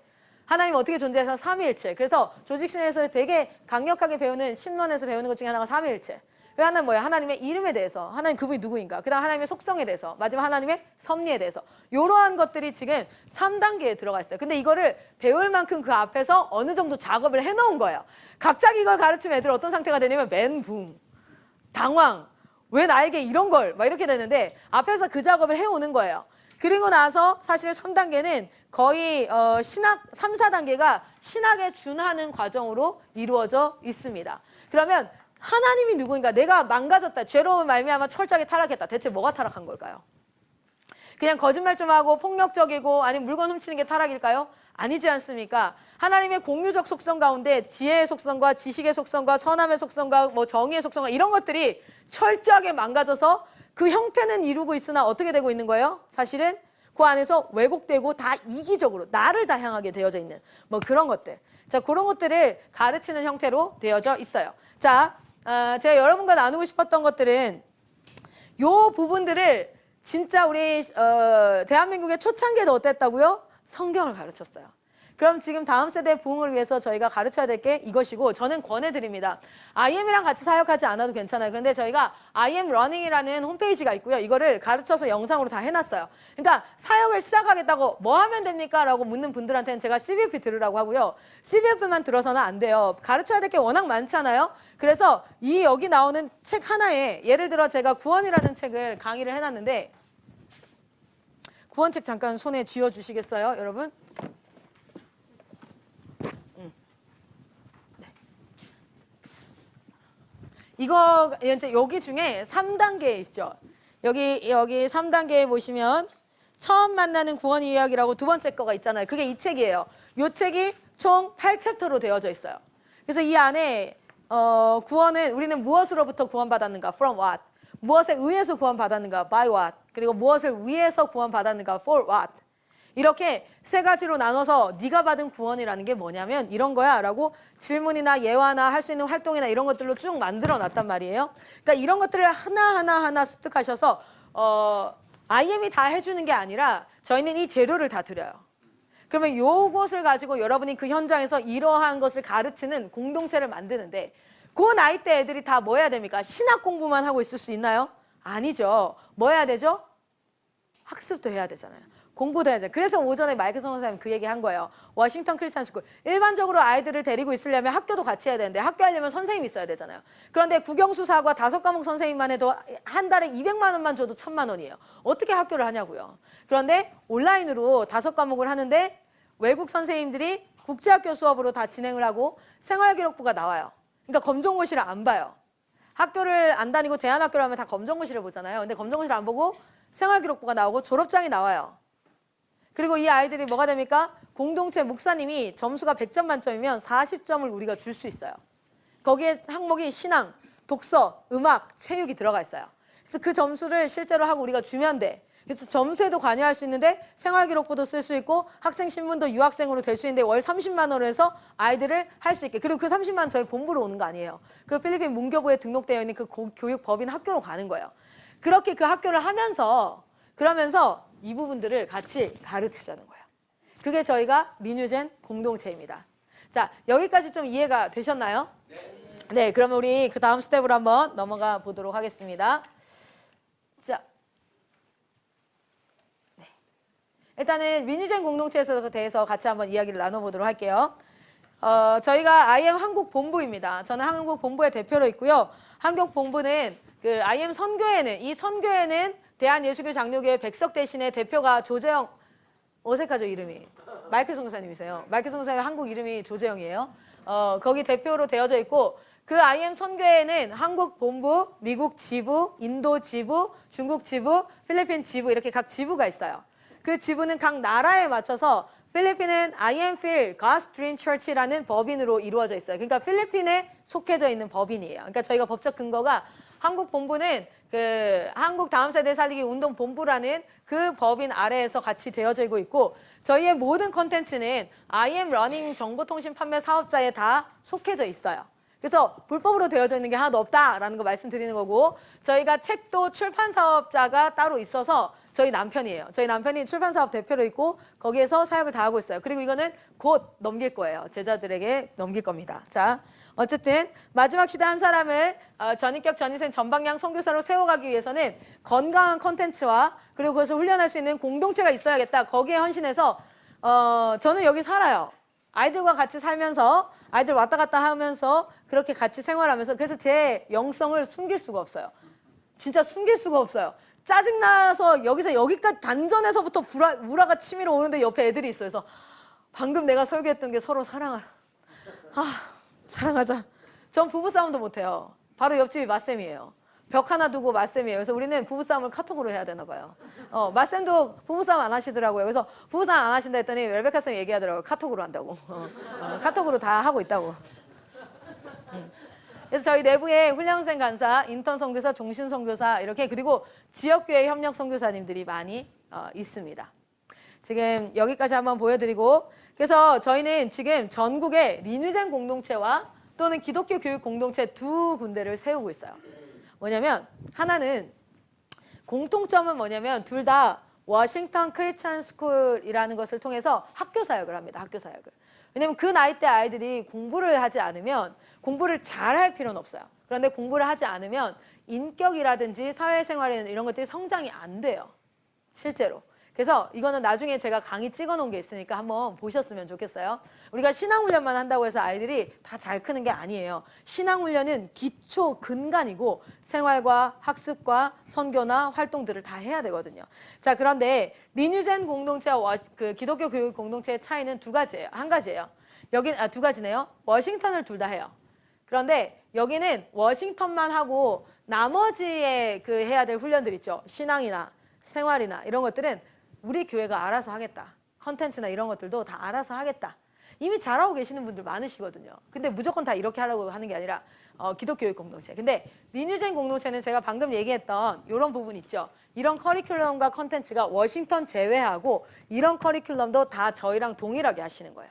그래서 이 책을 가지고 신앙은 훈련을 시키고 3C 공동체 영성 훈련이라고 해서 그 아이들 생활 훈련 시키는 거 있죠. 그런 파트들도 저희가 다 컨텐츠로 커리큘럼으로 제공을 해요. 우리는 그런 거를 잘 모르겠습니다 하면은 저희랑 같이 이제 온라인 시스템으로 하는 거고, 우리는 워싱턴만, 왜냐면 전국에 사역을 잘하는 팀들 많거든요. 그러면 법적인 보호만이 필요하다. 그리고 아이들 생활 기록부 주고 이런 거 필요하다. 그것만 하는 팀이 있고, 리뉴젠 공동체로서 홀리 트리니티 시스템을 하고, 그리고 저희 팀은 어떤 팀이냐면 아까 얘기했던 것처럼 우리 공동체를 세워요. 먼저는 여기서 한다 그러면 여기서 세워요. 거기에 전국 리뉴젠 공동체가 함께 가서 같이 세웁니다. 같이 세우고 나면 뭘 요구해요? 뭘 요구하냐면 여러분들도 가셔야 됩니다. 이걸 요구해요. 그래서 지금도 오늘도 부산팀, 본부팀이 부산팀을 세웠거든요. 부산팀이 어디 갈까요? 김해팀을 세우러 출발을 해요. 그러니까 교회와 교회의 선을 넘어서 서로 세워서 꿈은 뭐냐면 10년 만에 우리가 300개의 공동체를 세우고, 리뉴젠 공동체들은 토요일마다 교회를 다니면서 뭐 합니까? 그 교회 중고등부 없는 교회에다가 중고등부를 세우고 사역을 시켜요. 저희 아이들은. 자, 그래서 1차 공동체로 우리가 세워지면 2차로 다른 곳을 세우고, 그 다음은 뭐냐면 그 팀도 컨텐츠를 개발하는 거예요. 그 팀도 컨텐츠를 개발해서 다른 사람들이 사역할 수 있도록 주는 거. 저희 보일러 돌아가는 것 같아요. 바닥이 너무 따뜻해요. 네네. 이 정도 따뜻함이면 아무리 강의를 잘해도 좋을 것 같아. 저는 강의를 잘하니까. 그런데 제 잘못은 아닌 것 같고 여러분 잘못인 것 같아요. 아니면 보일러 잘못인 것 같아요. 보일러가 뜨끈뜨끈하고. 자, 그래서 그리고 이제 4가지 핵심 사역인데 저희는 첫 번째는 뭐 합니까? 캠프 사역 해야 돼요. 캠프 사역. 리뉴젠 팀들은 무조건 캠프 사역을 시켜요. 두 번째는 뭐 합니까? 선교. 무조건 선교 같이 사역을 하고요. 뭐 이런 여러 가지 핵심 사역이 있습니다. 자, 가봅시다. 형태는 이렇게 하고 있습니다. 홈스쿨링으로도 할 수 있어요. 이 재료를 가지고 저희가 제공하는 온라인 재료들 있죠. 그거 가지고 홈스쿨을 할 수도 있어요. 그리고 그 재료를 가지고 방과후 학교를 할 수도 있고요. 그 재료를 가지고 국제학교를 하는데 통학형으로 할 수도 있고 기숙형으로 할 수도 있어요. 지금 여러분 사역을 하시겠다 그러면 그걸 생각해 보셔야 돼요. 뭐가 가장 적절한가. 어떤 팀은 홈스쿨링으로 해서 우리 집부터 시작하겠습니다. 왜냐면 나머지 사람들이 안 하겠대. 그런데 여러분 그래도 이 사역 해야겠다는 거예요. 그래서 홈스쿨링으로 시작해서 다른 사람들을 영입을 해가지고 하겠습니다. 그래서 나중에 국제학교로 가겠습니다 하는 팀도 있고요. 저희는 방과후 학교부터 먼저 시작할게요. 왜냐면 학교를 그만두기가 참 쉽지 않아 하고 있습니다. 그런 팀들은 방과후 학교를 한다든지. 그리고 기숙까지 하려고 그러면 밤에까지 같이 자야 되는데 사역 인력이 많이 없습니다. 그러면 통학부터 시작을 한다든지. 요 4가지 먼저 생각을 한번 해보셔요. 자, 그래서 지금 온라인 컨텐츠가 이렇게 있다. 자, 아까 보셨던 트리플 스쿨 책에 있는 컨텐츠가 어디에 이제 나와져 있냐면 자, 네. 여기 들어오면 위에 홈페이지에 이렇게 다 써 있죠. 이렇게 있는데 이제 트리플 스쿨 들어가면 아까 거기 나와 있던 책들이 이렇게 강의로 다 나와져 있어요. 그래서 요 안에서 선택해서 듣고 그거를 그대로 가르치기도 하고요. 듣고 가르쳐도 되고 아니면 그냥 이걸 그대로 애들한테, 여러분 아이들 수학 공부할 때 어떻게 해요? 메가스터디 가서 찍혀진 수학 강의를 보고 자기가 공부하잖아요. 그렇게 그냥 아이들이 보게끔도 하고 있어요. 실제로 그렇게 지금 저희 본부 선교사님 자녀들은요. 이거를 그냥 바로 인터넷으로 그냥 보고 자기가 스스로 공부를 해요. 수학도 스스로 공부하거든요. 영어도 스스로 공부하거든요. 이것도 그렇게 할 수 있어요. 그렇게 해서 하고, 그리고 이제 요 위에 보면은 뭐 이제 학습 과정도 어떤 팀들은 검정고시가 필요할 수도 있잖아요. 이걸 함에도 불구하고 검정고시가 필요한 팀이 있어요. 그래서 그런 팀들은 여기 들어와서 공부해서 할 수 있도록 이렇게 다 되어져 있습니다. 그리고 이제 프라이빗이라고 되어 있는 건 다 무료예요. 뭐 영단속도 있고요. 영어 과정도 추가로 나와져 있고 문법도 애들 그래머 가르칠 때도 여기에 그래머로 이렇게 나와져 있어요. 그래서 여러분 IM의 컨텐츠가 어디에 있습니까 하면 두 군데 있어요. 하나는 이 홈페이지, IM 러닝 홈페이지. 리리쌤, IM 러닝 홈페이지 주소 그 창에다 한번 올려주세요. 그거랑 유튜브에 들어가시면 IM 선교회 창이 있어요. IM 선교회 거기에서 올라오는 컨텐츠를 가지고 활용을 해서 움직이시면 됩니다. 자, 그래서 트리플스쿨 트리플스쿨의 핵심은 이거예요. 제자양육을 한다. 무슨 뜻이냐면 내가 오늘 가르치면 이 아이가 이거 끝나고 나면 똑같이 얘도 가르치게 하는 게 목표예요.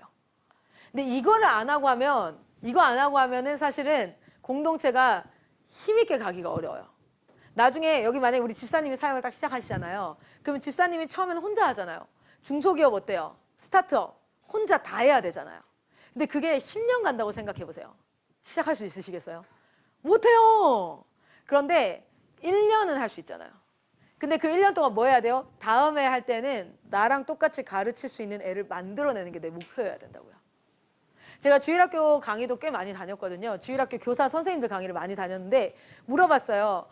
몇 년 하셨냐고. 그럼 한 20년 했다 그러고 10년 했다 그러고 짧은 분들이 7, 8년이더라고요. 근데 제가 다시 물어봤어요. 당신이 1년 사역하고 나서 그 다음에 공과를 들어갈 때 또 혼자 들어가셨냐? 아니면 작년에 당신한테 배운 사람이 배운 학생이 반을 하나 만들어서 야 새로운 애들 네가 맡아. 그리고 나서 걔를 나한테 넘기는겨? 그렇게 했냐고. 그랬더니 그냥 제가 혼자 했죠. 라고 얘기하는 거예요. 그러면 안 된다. 그러면 안 된다. 그러면 1년 뒤에 생각을 해봐라. 모든 걸 내가 다 해야 되는데 그걸 10년 한다 그러면 나 못한다. 근데 제가 1년 사역하고 2년 사역하니까 뭐합니까? 나와 똑같이 할 수 있는 애들이 조금씩 생기는 거예요. 그렇게 하다 보면 이 사역이 더 힘이 써져요. 그러니까 여러분 이거 사역 시작하시려면 무조건 애들 일시켜야 돼요. 무조건 애들 동원해야 돼요. 자, 그래서 제자양육이 핵심이다. 자, 그러면 제자양육 어떻게 하냐? 온라인으로 애들 가르치고 사역의 현장에서 애들을 이제 돌려주면 돼요. 너네도 이거 해봐야 된다. 애들 묶어가지고 너가 이거 해야 돼. 너가 해. 근데 이 분위기를 어디서 만드냐? 갑자기 목사님 와가지고 야 네가 이거 가르쳐야 돼. 그럼 애들이 네 알겠습니다. 가르치겠습니다. 이래요? 안 한다고요. 그래서 캠프 보내는 거예요. 캠프 보내면 애들 파송할 때요. 막 애들 불타올라요. 뭐 하는 줄 아세요? 내가 막 가르치겠대. 근데 그걸 잘 받아낼 수 있어야 돼요. 잘 받아내서 진짜 가르치게 하면 되거든요. 자, 그래서 아이들 트리플스쿨 가르칠 때 세 가지 형태로 가르쳐요. 발표를 시키고요. 그리고 실제로 가르쳐 보게 해요. 근데 앞에 서는 거 좋아하는 애들은 발표도 좋아하고 가르치는 것도 좋아하는데 혹시 여기서 앞에 서는 거 되게 좀 힘들어하는 사람 있어요? 꼭 한 명씩은 있던데 여기 같은데요? 잘하시나 봐요. 여긴 또 잘하세요? 워낙 잘하시나요? 그 잘 못하는 사람 있어요. 그 앞에 서는 거를 너무 힘들어하는 분들은 어떻게 하냐면 저희가 만들라 그래요. 책을 이거 여기 구원책을 아이들한테 배우고요. 어떤 애들이 이거 가르치지만 여기 뒤에 활동들이 있거든요. 게임 같은 거. 그건 누가 만들었게요? 제 머리에서 나온 게 아니에요. 제가 가르쳤던 학생들이랑 같이 얘기해서 걔네들 머리에서 나온 거예요. 그렇게 해서 컨텐츠를 만들게 해주는 거예요. 그랬을 때 자기가 배운 거를 가장 정확하게 이해를 하지 않겠습니까? 그래서 그 사역의 현장으로 아이들을 넣습니다. 그리고 생활훈련 같은 경우에는 이렇게 과정이 4과정으로 구성이 되어져 있어요. 그래서 요거를 하나하나 가르치는데 이게 다 수업으로 들어간다 생각하시면 돼요. 우리가 청소하는 거를 수업으로 가르치지 않거든요. 근데 여러분 그거 가르쳐야 돼요. 빨래하는 거 애들 가르쳐야 돼요. 내가 18살에 우리 공동체 처음 들어왔는데 세탁기를 못 돌린대요. 그래서 내가 등신이냐고 세제 넣고 버튼 하나만 누르면 세탁기가 돌아간다고. 넌 아직도 이걸 못했냐고. 막 이런 얘기를 하는데 왜 그래요? 엄마 아빠가 다 해주니까. 그건 뭐 만드는 거냐면 애들 등신 만들고 바보 만드는 거예요. 왕자님 공주님 만들면요. 여러분 두 왕자님과 공주님이 만나서 결혼하면 누가 시중을 들어야 되는 거예요 대체? 그러니까 이혼하는 거예요.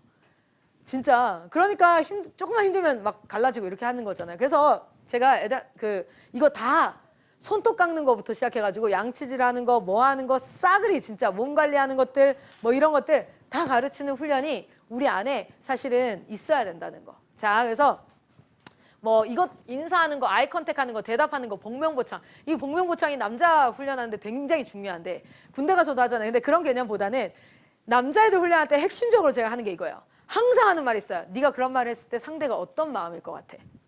계속 공감 훈련 가르치는 거 계속 연습하거든요. 기본적으로 여자애들이 공감 능력이 좀 뛰어난 편이에요. 상대가 이렇게 느낄 것 같다. 지레 짐작하는 걸 잘해요. 근데 남자애들은 그런 거를 좀 못하는 편에 속해요. 그래서 남자애들 가르칠 때는 그거 하는 것과 그거에서 되게 중요한 것 중에 하나가 이런 거예요. 자기가 하고 싶은 대로 이해하고 싶은 대로 이해를 해요, 사람은. 그래서 어떻게 합니까? 아이들한테 야 저기 가서 쓰레기 좀 버려줄래? 이렇게 얘기하면 애들한테 네라고 하게 가르치지 않고 네 쓰레기 버리고 올게요. 이렇게 앞에 상대가 했던 말을 한 번 더 복명복창을 하러 가르쳐요. 그러면서 의사소통하는 법을 가르치는 거예요. 그거를 하면 얘네가 진짜 어쨌든 여러분이 학생인 것처럼 제가 교육을 하기 시작했어요. 자, 그래서 기본 태도 훈련, 공동체 정신 훈련, 청소 훈련, 분리수거하는 것도 다 가르칩니다. 그래서 제가 얘기하거든요. 태어나서 20살이 되면 태어났을 때 100%를 우리가 다 해주잖아요, 애들. 기저귀 가는 거, 먹는 거, 입히는 거. 그러면 20살이 됐을 때는 어때야 될까요? 부모가 해주는 게 아무것도 없어야 돼요. 그리고 아이가 다 할 수 있어야 돼. 그게 독립이에요. 자, 그러면 16살이라는 건 뭘 의미할까요? 80%, 자신의 삶의 80%는 자기가 다 하고 있어야 된다는 거야. 설거지, 빨래, 청소, 옷 사는 거, 옷 개는 거, 옷 뭐 하는 거. 웬만한 것들은 다 할 수 있어야 된다는 거야. 근데 우리 그렇게 안 가르쳐요. 19살 될 때까지 다 해줘요. 그러니까 걔네가, 여러분 생각해봐요. 이런 아기가 몇 살이에요, 집사님? 혹시 자녀가? 14살이에요. 그럼 70% 정도를 지가 스스로 다 해야 되는데 그렇게 잘 안 되거든요. 그러니까 엄마는 쎄 빠지게 바빠. 예를 들어 자 추석을 한번 예를 들어볼게요. 추석에 엄마 아빠가 열심히 운전해서 시골에 가서 빨래하고 음식 차리고 손님 접대하고 이런 거 다 하죠. 그리고 나서 돌아오는 길에 할머니가 뭐 해줘요? 음식 싸그리 다 싸주죠. 그럼 싸가지고 온 걸 가지고 운전을 누가 해요? 엄마 아빠가 열심히 운전해서 집에 와요. 그리고 집에 와서 그 음식 정리 누가 해요? 엄마 아빠가 해요. 그 사이 동안에 애들은 할 일이 뭐가 있어요?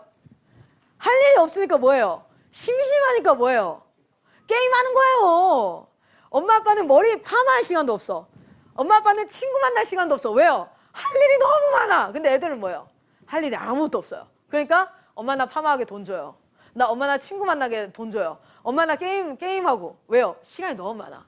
그런데 키우면 키울수록 어때야 될까요? 애들이 다 해야 돼요. 지금 8살인 저희 아들이 제가 빨래를 하잖아요. 그러면 빨래를 다 이렇게 걷어내려요. 그러면은 저 방금 왔던 애가 5살이고요. 8살짜리가 있고요. 그리고 16개월 된 아이가 있는데 애들이 다 달라붙어서 빨래를 개요. 저는 예상컨대 1, 2년 내로는 제가 1, 2년 후에는 빨래는 제가 손 안 대도 될 것 같아요. 왜냐면 지금 세탁기 돌리는 걸 가르치고 있어요. 5살짜리한테. 의자 갖다 놓고 세탁기 여러분 알아요? 5살짜리가 할 수 있다니까요. 컵에다가 요만큼 넣어가지고 부어가지고 넣고 처음에 흘리지. 그런데 그렇게 해서 1년 지나고 6살부터 제가 빨래를 다 한다니까요. 8살짜리가 빨래 세탁기 돌려요. 그리고 개요. 어제는 16개월짜리가 토를 했어요. 빨래 그 이불에다가. 그럼 어떻게 했을까요? 제가 바빠졌을까요? 아니에요. 첫째가 물티슈로 그거 다 닦아내고 필승아 빨래 돌려야 돼. 그러더니 아 정말 토하지 않았으면 좋겠다. 아 정말 힘들다. 8살. 아 힘들다. 그러더니 빨래를 갖다 놓고 필승아 근데 그 안에 토한 거 덩어리 있어가지고 거기 버려야 돼. 아 물티슈 어디 있어요? 이렇게 해서 아 힘들다. 잘 안 어지러요. 왠지 아세요? 청소하기가 너무 힘드니까 어질질 않아요. 그래서 막 장난감 갖다 놓고 놀고 있으면 필립이 둘째가 막 놀고 있으면 첫째가 이래요. 정리해야 돼. 다 놀고 정리해. 그러면 둘째는 막 이렇게 놀아. 근데 이제 둘째도 서서히 아 빨래가 많다. 어제 빨래가 늘어. 아 빨래가 걔도 안 되네. 네 했어요. 어제 네가 밖에서 노느라 2번 갈아입어서 그래. 여러분 봐봐요. 엄마들은 그거 보면은 빨래할 게 많은데 애들이 그런 생각을 해야 된다고요. 애들한테 얘기해보세요. 14살짜리 애한테 야 내가 너 한 달 키우는데 돈이 얼마나 들어간 줄 알아? 이 새끼야! 하면 얘가 알까 모를까요? 몰라요. 근데 잘 봐요. 애한테 중학교 때 용돈을 40만 원을 주세요. 40만 원? 그리고 거기서 집세를 받으세요. 식비를 받으세요. 핸드폰비를 받으세요. 걔한테 진짜 나가는 돈이잖아요. 그리고 학원비를 받으세요. 걔 차비를 받으세요. 그리고 남는 돈에 한 4만 원, 5만 원 되면 돼. 그 너 깎아 사 먹는 돈. 그럼 걔한테 물어봐요. 야 내가 너 한 달 키우는데 얼마나 든지 알아? 알아 40만 원. 근데 만약에 학원비가 더 추가돼. 그럼 용돈을 어떻게 줘야 되냐면 어머니 통장에서 용돈이 나가지 말고 애 용돈이 65만 원이 되면 돼요. 그럼 애가 뭘 경험할 될까요? 용돈이 들어왔다가 날아가는 걸 경험하는 거예요. 그럼 뭐가 되냐면 너한테 이런 얘기를 할 필요가 없어요. 야 내가 너 하나 키우는데 얼마나 힘든지 알아? 근데 네가 네 입에서 아이덥 70만 원짜리 패딩을 사달라고? 애들은 사달라고 할 수 있어요. 왠지 아세요? 공짜예요. 내 돈이 없어지는 게 아니잖아요. 여러분은 돈이 없어지지만 여러분, 우리 집사님 입장에서 백화점이 공짜야. 가서 갖고 오면 다 공짜. 그럼 매일 가고 싶죠? 매일 가야지. 애들 장난감 가게를 간다고 생각해봐요. 애들 돈에서 없어져요? 아니면 엄마 돈에서 없어져요? 애들은 공짜잖아요. 그럼 맨날 가고 싶은 거예요. 걔가 당연히 가고 싶은 거야. 자, 보세요. 애들을 어떻게 키우냐에 따라서 이 생각 구조가 달라져요. 근데 그 훈련을 우리는 받았을까요? 안 받았을까요? 하나도 안 받았어요. 그러니까 내가 받아온 그대로 가르치는데 제가 하나님의 은혜예요. 이건 정말 15년간 대안학교를 하면서 이 컨텐츠가 만들어졌어요. 재정을 어떻게. 그래서 제가 얘기해요. 중학교의 적절한 용돈은 40에서 한 60 정도 돼요. 상상도 못했죠. 그렇게 줘야 되는 거였구나. 너한테 얼마나 들어가는지를 가르칠 필요가 없어요. 그렇게 되면. 봐봐요. 우리는 이걸 생활력이라고 하거든요. 여자친구한테 꽃다발을 선물하고 싶어. 근데 꽃다발이 10만 원이래요. 그럼 딱 어떤 생각이 드냐면 이게 시세가 계산이 돼요. 국밥이 5천 원인데 꽃다발이 10만 원이야. 야, 국밥 20그릇이구나. 이게 시세가 계산이 된다고요. 애들은 그런 게 없어요. 그냥 갖고 싶으면 가져야 되는 거야. 그게 어떤 대가를 지불하고 얼마나 해야 되는지를 몰라. 그래서 저희 아들한테 제가 한번 표고버섯을 같이 길렀어요. 아이가 7살 됐을 때 이제 용돈을 주기 지금 용돈 돈 많아요. 좀 있으면 맥북 살 수 있을 것 같아요. 맥북을 사고 싶대요. 근데 어쨌든 표고버섯과 콩나물을 길러가지고 그걸 네가 길러서 나한테 팔면 용돈을 제가 콩나물 한 봉지에 1,000원이잖아요. 그렇게 팔고 그리고 표고버섯 실제로 진짜 버섯을 길러가지고 저한테 3,000원으로 팔았었어요. 근데 해먹진 않았었어요. 너무 못 해먹겠더라고요. 애가 한 달간을 키운 걸 못 해먹겠더라고요. 그래서 썩혀서 버렸는데 근데 이제 그렇게 해서 하는데 지 용돈을 가지고 동전 모은 거랑 그 용돈을 가지고 장난감 가게에 갔어요. 옛날에 엄마가 사주던 레고를 엄마 저거 사고 싶어 해서 필승아 지금 네가 있는 돈의 5배가 필요해. 저게요? 그러면은 이거는요? 아 그걸 사려면 이 5만 원짜리 이게 2개가 더 있어야 되네? 그럼 이거는요? 다 안 되는 거야. 그래서 얘 나중에 묻더라고요. 엄마 제가 살 수 있는 게 뭐예요? 그래서 여기 옆에 있는 굉장히 조그만한 동그란 뭐가 하나 있었어요. 그래서 이거 살 수 있으니까 내가 샀던 게 되게 비싼 거구나. 다음에 살게요. 이런 좌절을 맛봐야 돼요. 이런 것들을 그러니까 말로 가르치는 게 아니라 잔소리로 가르치는 게 아니라 삶에서 가르치는 거야. 자, 그래서 3C가 뭐냐면 이런 겁니다. 그리고 관계훈련이 되게 핵심적으로 들어가는 거거든요. 관계훈련은 뭐냐면 내가 부모를 어떻게 대해야 되는가, 자녀로서는 어떻게 있어야 되는가, 보면은 여기 형제 관계에서는 어떻게 있어야 되는가, 친구 관계에서는, 스승과 제자 관계에서는. 자, 그리고 감정 관리들입니다. 어떤 영역이냐면 내가 부정적인 감정은 반드시 있어야 되는 감정이죠. 뭐예요? 비교하는 거 굉장히 필요한 감정이에요. 비교가 하지 않으면 어때요? 성장이 없어요. 근데 비교를 해서 좌절로 가거나 원망으로 가거나 시기로 가면 안 되는 거거든요. 그래서 그 감정들을 관리하는 법. 내가 엄청 화가 났어. 그럼 그 화를 상대에게 적절하게 표현하는 법. 근데 그걸 못 배우니까 어때요? 딱 쳐버리고 막 소리 질러버리고 울어버리고 아니면은 문 꽝 닫고 들어가고. 이것들을 사실은 배웠어야 돼요. 그런데 이거를 우리는 어떻게 배우죠? 다 부모님이 하는 걸 보고 배워요. 부모님이 하는 것을만 보고 배워요. 그래서 아빠 성격이 아들한테 고스란히 나타나요.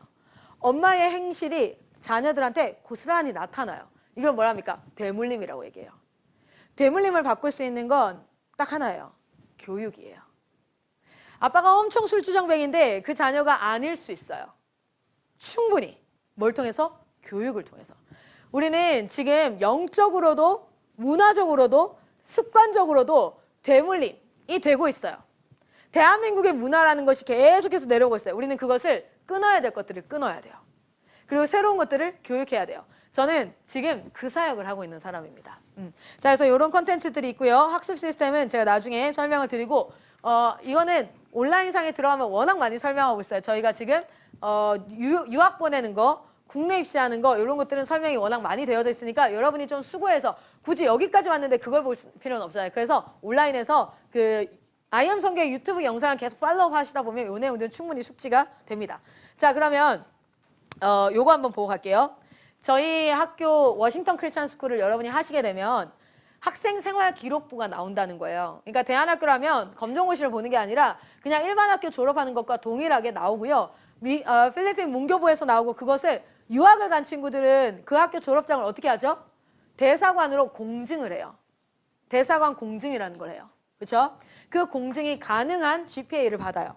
그 GPA는 뭐가 포함되냐면 원래 교과와 비교과가 포함이 되어져 있죠. 그렇죠?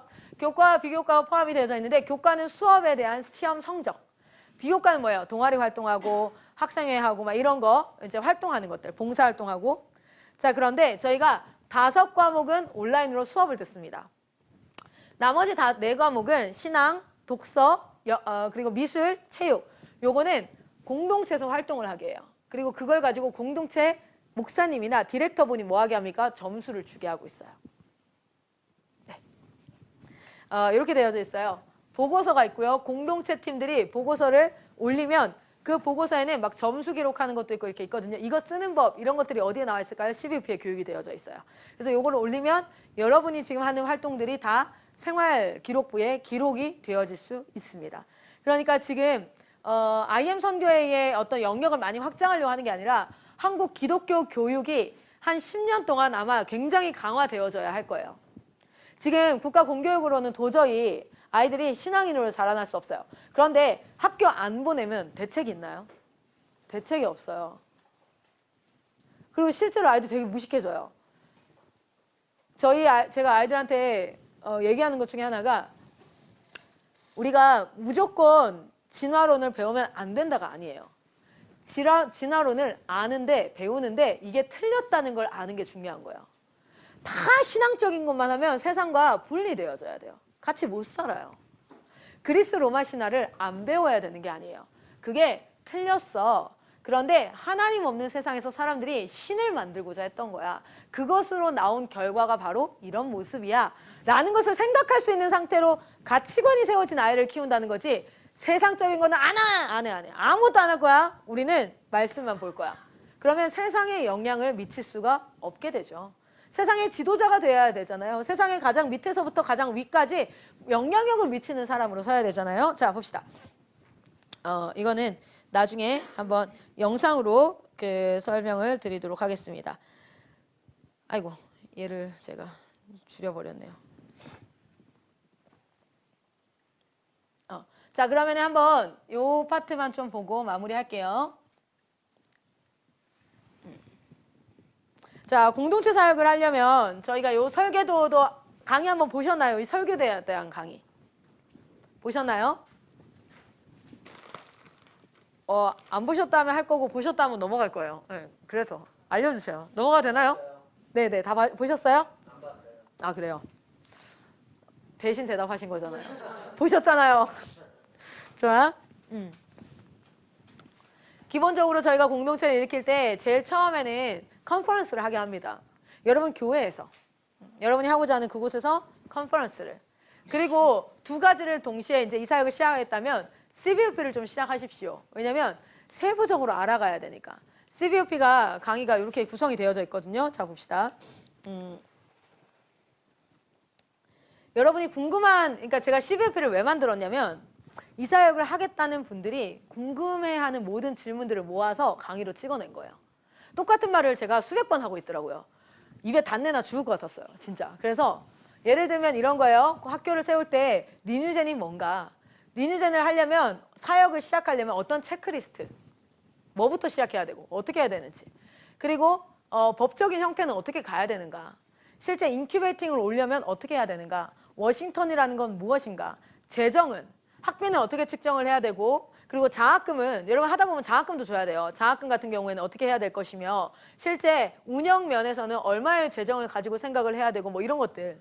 그리고 공간은 어떻게 준비해야 되는가. 몇 평 정도가 필요할까? 쉽게 얘기하면 진짜 몇 평 정도가 필요할까? 우리는 10명 정도인데 몇 평 정도 생각을 해야 되지? 어떤 공간들이 필요하지? 이런 것들.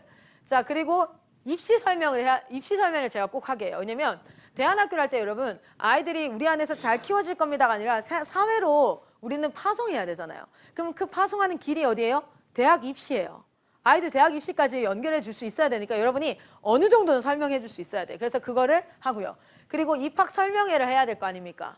사람들을 모집할 때. 그럼 입학 설명회에는 어떤 내용을 설명회를 하지? 어떻게 해야 되지? 뭐 이런 것들.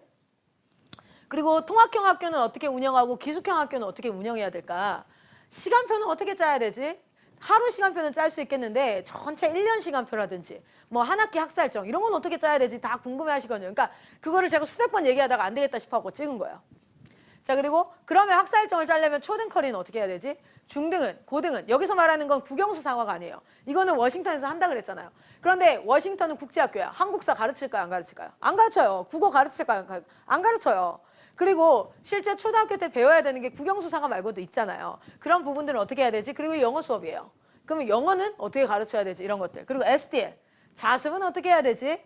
영어 학습법은 어떻게 해야 되지? 그래서 speaking, listening, writing, EP는 English Policy 이런 거 어떻게 해야 되지? 공동체를 하기 시작하면 규칙이 필요합니다. 여러분, 예를 들어서 어떤 애가 갑자기 끝나시를 입고 나타났어요. 공동체인데 끝나시에다가 숏 완전 핫팬츠를 입고 나타났어요. 그건 어떻게 해야 되지? 또는 그렇게 숏 핫팬츠를 입고 나타나가지고는 어떤 남자애가 그 여자의 무릎 위에 눕는 거예요. 이건 어떻게 해야 되지? 아니면은 기숙을 하고 있는데 남자의 고등학교 2학년 애가 중학교 2학년 남자의 옷을 계속 빌려 입어. 근데 거부할 수가 없잖아요. 중학교 2학년이 어떻게 거부합니까? 그래서 그 아이가 너무 힘들어서 너무 힘들어요. 그런 건 어떻게 해야 되지? 여러분, 규칙이 필요해요, 공동체는. 그리고 얘가 몇 번을 얘기했는데 계속 말을 안 들어. 그러면 어떻게 해야 되지? 똑같은 잘못을 여러 번 반복할 때는 어떻게 해야 되지? 공동체 규칙 세우기 강의가 따로 들어가 있고요. 예배, 기도, 성경 수업을 어떻게 운영해야 될지 NCT라고 하는데 신입생이 왔어요. 자, 학교가 일반 학교들은 전학을 해도 전혀 문제가 안 돼. 왜요? 시스템이 똑같아. 근데 일반 학교 다니다가 우리 학교로 왔어. 그러면은 우리 학교는 온라인으로 수업 들어요. 그 외의 시간에는 우리가 활동을 했어요. 그런 것들이 있고 부모님들도 이 학교가 어떤지를 잘 몰라. 그러면은 신입생 과정을 따로 하게 돼 있어요. 저희가 신입생 과정을. 왜냐하면 이 아이한테 우리는 이렇게 이런 학교야 라는 것을 한 2주일에 걸쳐서 비전을 선포하고 너 정말 이런 학교로 다니고 싶으면 오는 거야 하는 NCT 과정. 신입생 학부모 상담은 어떻게 해야 될까? 저희가 상담할 때 주는 여러 가지 팁들이 있어요. 특별히 한 가지 중에 하나는 절대 학비라고 말하지 마십시오. 왜 그럴까요? 국가에서 그러면 너네는 교습을 하니까 학원이야. 세금 내. 요즘 학파라치들 여러분 어떻게 하는 줄 아세요? 부모인 척 상담을 와요. 전화 와서 그 내용 다 녹음해요. 그리고 신고해요. 그렇게 신고당해요. 그렇게 신고당해서 1차로는 뭘로 재판이 붙을까요? 초중등 교육법이나 학원법 위반으로 재판이 붙어요. 거기서 지잖아요. 그럼 어떻게 될까요? 학원 졌다면 우리는 학원인 거잖아. 그럼 학원이었는데 니네 세금 안 냈지.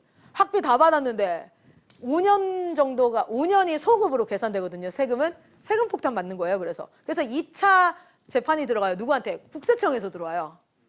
그래서 우리 서울에 있는 한 대안학교가 40억 그거 받았잖아요.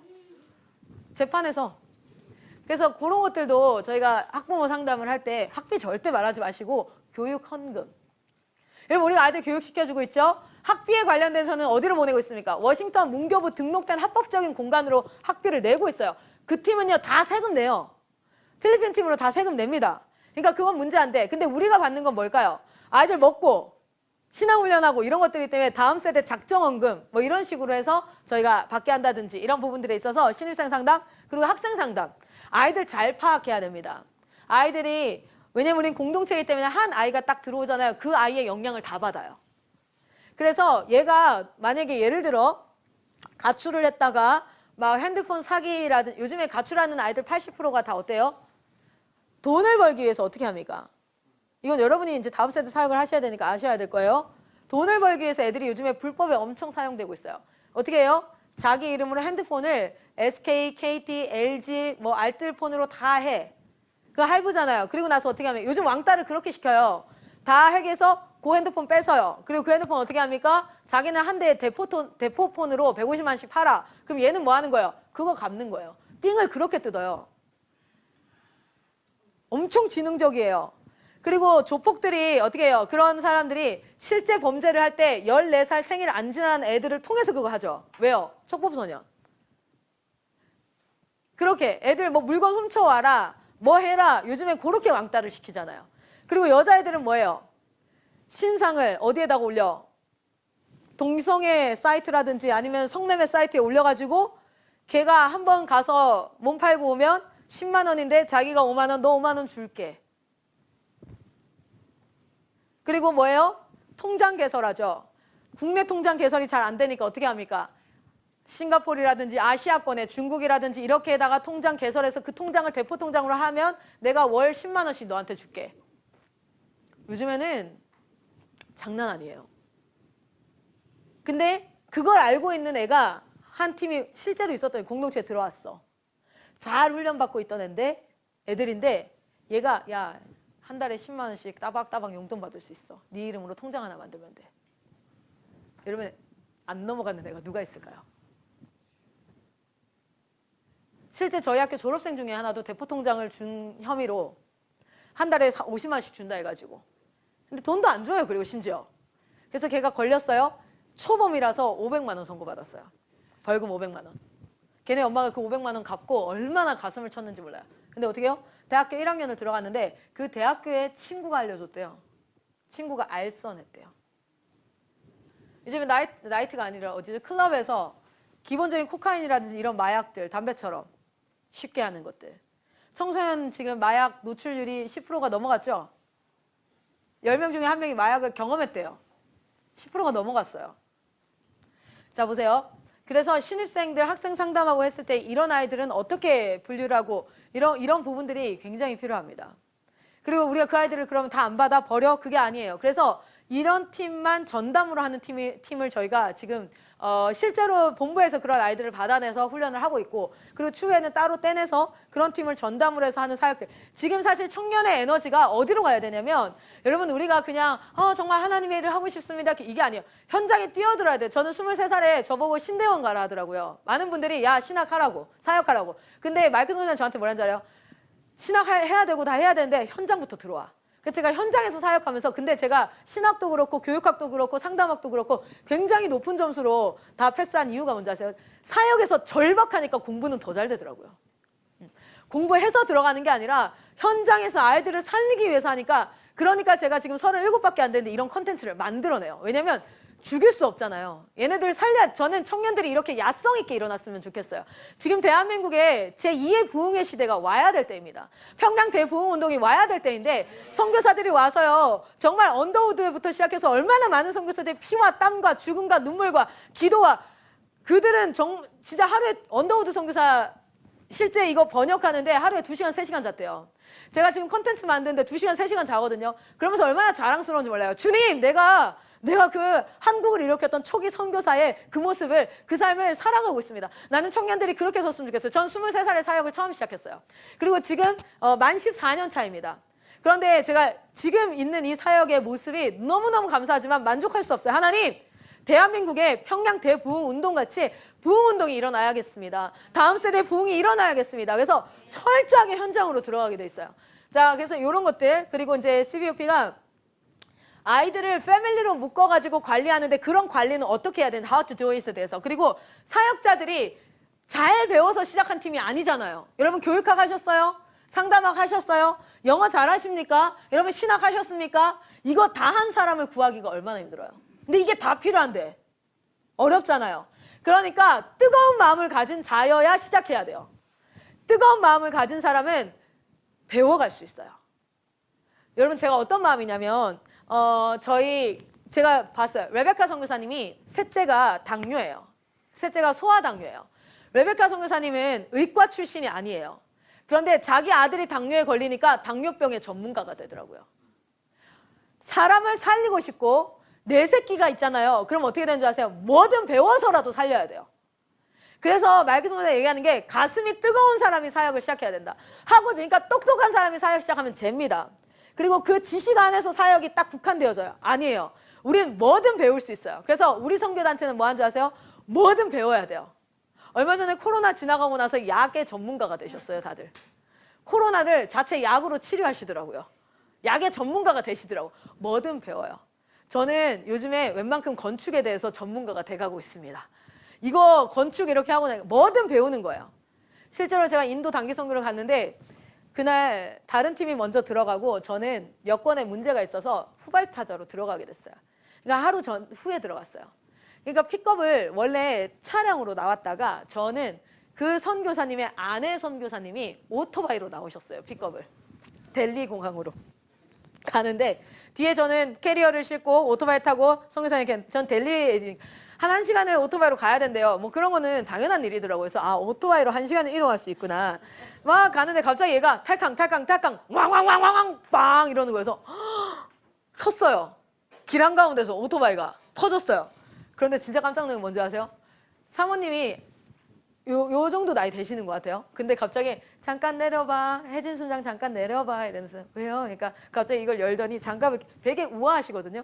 근데 장갑을 탁 끼더니 잠깐만 기다려. 왕왕왕 막 고치시더니 이렇게 엔진 동력 칙칙칙칙 막 이렇게 하더니 갑자기 다시 기다려. 타닥 하니까 시동이 걸리는 거야.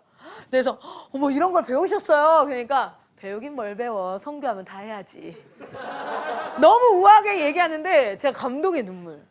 그렇지. 사람 살리려면 내가 할 줄 알고 할 줄 못하고가 중요하지 않지. 뭐든 배우는 자세가 필요하지. 그분은 웬만한 거 다 고친대요. 진짜 우아하시거든요. 머리도 거의 약간 하얗게 백발이세요. 하얀 장갑 끼고 고치시는데 장갑도 막 이렇게 안 껴요. 우아하게 끼시더라고요. 그런데 막 와! 막 이렇게 뭐든 해야 되는 거. 그래서 그 마음을 가지고 사역을 시작해요. 자, 그래서 사역자 모임이 되게 중요한 게 하루에 1시간은 사역자 모임을 해야 돼요. 그리고 이 시간은 뭐 합니까? 같이 배워야 돼요. 자, 어떤 아이가 성적인 문제가 나왔어요. 그러면은 그리스도인의 성교육부터 시작해서 이것들을 그때부터 배워가야 돼요. 배우면서 가르치고. 그래서 사역을 한 5년 하고 나면 전문가가 됩니다. 저희 팀은 전문가가 사역을 시작하지 않아요. 사역을 시작하고 5년, 10년이 되면 전문가가 되어져요. 아이들한테도 그래서 부담이 없어요. 여러분 전문가들은 어떤 부담인 줄 아세요? 누가 질문하면 다 대답해야 되는 부담이 있어요. 전문가잖아요. 대답 못하면 쪽팔려야 돼요. 선생님한테 뭘 물었는데 선생님이 대답을 못해. 그럼 어때요? 쪽팔려야 돼요. 근데 우리는 이렇게 시작해요. 나도 몰라. 나도 몰라. 어쨌든 널 살릴 거야, 이 새끼야. 나도 몰라. 자, 찾자. 야, 너 네이버 찾아. 나는 구글 찾을 테니까. 찾아. 그리스도인의 이성관 찾아. 막 찾고 해서 그렇게 같이 만들어. 근데 그게 뭐가 되냐면 아이들이 몰라도 부끄러운 게 아닌 거구나. 몰라도 하고자 하면 반드시 해낼 수 있구나. 처음부터 근데 우리나라는 체면 문화가 있어가지고요. 모르면 그렇게 부끄러워요. 그래서 말 안 하는 게 훨씬 나아요. 입 다물고 있으면 2등이라도 한대요. 그게 우리나라 속담이에요. 아무것도 안 하면 2등이라도 한다. 아니에요. 뭐든 해야 배워요. 그리고 모르는 거 인정하는 건 나쁜 게 아니에요. 근데 우리 선교사님들 다 모르잖아요. 그러니까 오히려 분위기가 어때요? 몰라도 돼. 알아가면 되지. 지금부터 알아가면 되지. 그러니까 아이들이요. 그게 없어요. 질문하고 내가 틀리는 거에 대한 부담감이 없어야 돼요. 그걸 깨는데 저도 지금도 깨가고 있어요. 왜냐면 선교사님들이 안 깨져요. 다 알아야 되는 거니까 내가 모르면 섣불리 덤비질 않아요. 해야 되는데. 하면 배우는데. 자, 그래서 사역자 모임, 그 다음 다책부, 부모님들 어떻게 다뤄야 될지. 여러분 부모님들이요. 여러분 보내고 나자부터는 내 아이가 학원 보내듯이 생각을 해요. 그게 아니라 부모님들이 이 사역에 동참이 돼서 이게 아니잖아요. 여러분 하나님이 자녀 교육을 누구에게 명령하셨습니까? 목사님에게 명령하지 않았잖아요. 맞아요. 부모에게 내 자녀를 가르쳐라. 근데 그걸 마치 목사님 일이고 선생님 일인 것처럼 넘긴다고요. 그게 아니라 부모님이 할 수 있게 해주셔야 돼요. 그래서 부모 교육이 들어갑니다. 그리고 특강 들어가고. 여기 앞에는 저희 홀리 트리니티 시스템, 아까 그 트리플 스쿨이라든지 이런 것들을 맛보기 강의로 들어가 있고, 그리고 전체 메커니즘 같은 것들이 들어가 있으니까, 그래서 제가 뭔 얘기를 하는 거냐면 딱 처음 사역 시작하면 CVOP를 꼭 하게 해요. 그러니까 궁금한 것들을 질문하기 전에 일단 CVOP를 1차 해결을 하고, 그거 하면서 궁금한 것들을 기록해놓고 이제 그때부터 컨설팅이 시작되는 거예요. 자, 그리고 부모님들은 부모학교를 하셔야 돼요. 부모님들. 자, 그리고 아이들을 고비 캠프하고 워싱턴 크리스찬 스쿨 등록하고, 그리고 인큐베이팅을 옵니다. 오늘 인큐베이팅 안내를 좀 할 거고요. 그리고 우리 아이들은 유학생이기 때문에 계속해서 무빙 클래스를 좀 나가게 되어져 있어요. 그래서 무빙 클래스, 그리고 이제 린주젠 자체 사역으로 이어져 가는 형태. 자, 요것들이, 이 과정이 뭐냐면 전체 부모와 사역자와 학생이 준비되어져 가는 과정이에요. 근데 여러분 좀 쉬어야 될 것 같지 않아요? 왜냐면 여러분들, 여러분들도 힘들고 나도 힘들고, 여러분은 제가 너무 안타까워요. 차라리 우리 애들은 이제 이런 느낌으로 자거든요. 듣기 싫은데. 이런 느낌으로 자는데 여러분은 내가 들어야 되는데. 이런 느낌이니까 내가 미안해요. 지금 너무 죄송해요. 다들 내가 진짜 어머 저런 게 있구나. 딱 이 느낌이에요. 그래서 빨리 이제 좀 쉬어야 될 것 같은데 여기까지만 할게요. 실무진이 구체적으로 구성되어지면 재정, 행정, 법적 운영한테 공간 이걸 준비를 하셔야 돼요. 거기 체크리스트가 쭉 나와 있죠. 먼저 우리가 사역을 할 때 미니스트리 이름을 정하도록 하고 있고요. 그리고 디렉터를 쉬었다 할게요. 이거를 한번 이거 오늘 제가 한 강의 있죠. 이 강의를 되게 구체적으로 찍어놓은 강의가 있어요. 그래서 우리 그레이스 선교사님 거기다가 2개를 올려주세요. 차 타고 올라가는 길에 내려가는 길에 들으세요. 그렇게 들으시면 그런 내용이구나 이렇게 될 거예요. 그래서 디렉터 정하시고 헌신할 사람들을 모으시고 컨설팅 회의가 시작되어집니다. 근데 이전에 CVUP와 부모학교는 먼저 좀 하셨으면 좋겠어요. 안에 내용을 아는 게 굉장히 중요해요. 그리고 나서 이 4가지 형태 중에 우리는 뭘 할 것인가 라는 것을 좀 생각을 해보셔야 될 것 같고요. 그리고 교사는 CVUP를 시작하고 부모님은 부모학교를 오프라인 또는 온라인으로 시작하시면 됩니다. 그리고 이것을 일주일에 한 번씩 모여서 같이 기도하는 모임들을 만드세요. 반드시 사역은 기도를 통해서 일어나요. 자, 그리고 인큐베이팅을 시작하시면 되고요. 뭐 이런 체크리스트들, 재정에서 어떻게 되는지 이런 것들을 싹 강의로 찍어놨어요. 이것도. 요 자료도 제가 올려드릴게요. 자료도 올려드리고 강의로 찍어놓은 것도 올려드릴 테니까 그거를 보셔서 세부적으로 한번 들어보시면 되겠습니다. 자, 여기까지 하고는 궁금한 거 있나요? 저한테, 왜냐면 저는 오늘 여기까지가 끝이라 가지고 IM 선교에 대해서나 사역에 대해서 물으시면 거의 99% 대답할 수 있는 사람이 저거든요. 그래서 웬만하면 저한테 질문하시는 게 제일 빨라요. 다른 분들한테 질문하면 제가 좀 알아보고 연락드릴게요. 저희는 모른다는 말을 되게 잘하거든요. 저희는 다 아는, 제가 한번 알아보고 연락드릴게요. 이 말을 잘해요. 근데 그 알아보고의 대상이 저거든요. 그래서 궁금한 거 있으시면 한번. 네. 사실은 기본적으로는 유학이잖아요. 그러면 국가에다가 우리 아이들을 자퇴를 시키거나 정원에 관리 등록을 해요. 좀 이따가 우리 나오시는 선교사님이 그게 무슨 말인지를 알려주실 거예요. 왜냐면 우리가 의무교육이 초등학교, 중학교. 그 다음 이제 선택이 고등학생이라서 고등학생은 자퇴를 하고 초중은 정원에 관리를 하거든요. 그러면 사유서를 제출해야 돼요. 그렇죠? 그럼 그 사유서에 우리는 유학 간다라고 하잖아요. 그러면 어떤 학교는 알았어 이렇게만 하기도 하고 어떤 학교는 뭐 할까요? 출입국 기록 그거를 달라 그래요. 네. 그리고 실제로 유학생으로 국내 입시를 할 때, 해외 입시를 할 때는 상관이 없는데 국내 입시를 할 때는 해외 생활 기록부와 함께 출입국 언제 나갔고 언제 들어왔는지 그거를 제출하라 그래요. 자, 그래서 의무는 아니지만 가는 게 훨씬 낫죠. 그리고 실제 저희는 선교 사역을 위해서 의무화하고 있어요. 예외 조건이 있는데 초등학생. 너무 어린데 2달씩 어떻게 떨어져요, 엄마를. 그런 친구들은 국내에서 쭉 하다가 한 6학년 정도 됐을 때부터 나가도 되고요. 네네. 그리고 재정 상황이 너무 어렵다 그러면 굳이 1년에 2번을 안 나가고 뭐 1번을 나간다든지 이렇게 하고. 그래서 제가 공동체에다가 부탁드리는 건 첫 번째 입학금을 꼭 받으세요. 그 입학금을 받아서 학교에 장학금으로 비축해뒀다가 어떤 아이가 가야 되는데 재정이 없는 친구들은 좀 학교 장학금을 주면 너무 좋겠고 목사님들이 해주셨으면 좋겠는 역할이 다음 세대 헌금과 장학금을 좀 많이 모아서 그런 친구들이 갈 수 있게 해주셨으면 좋겠어요.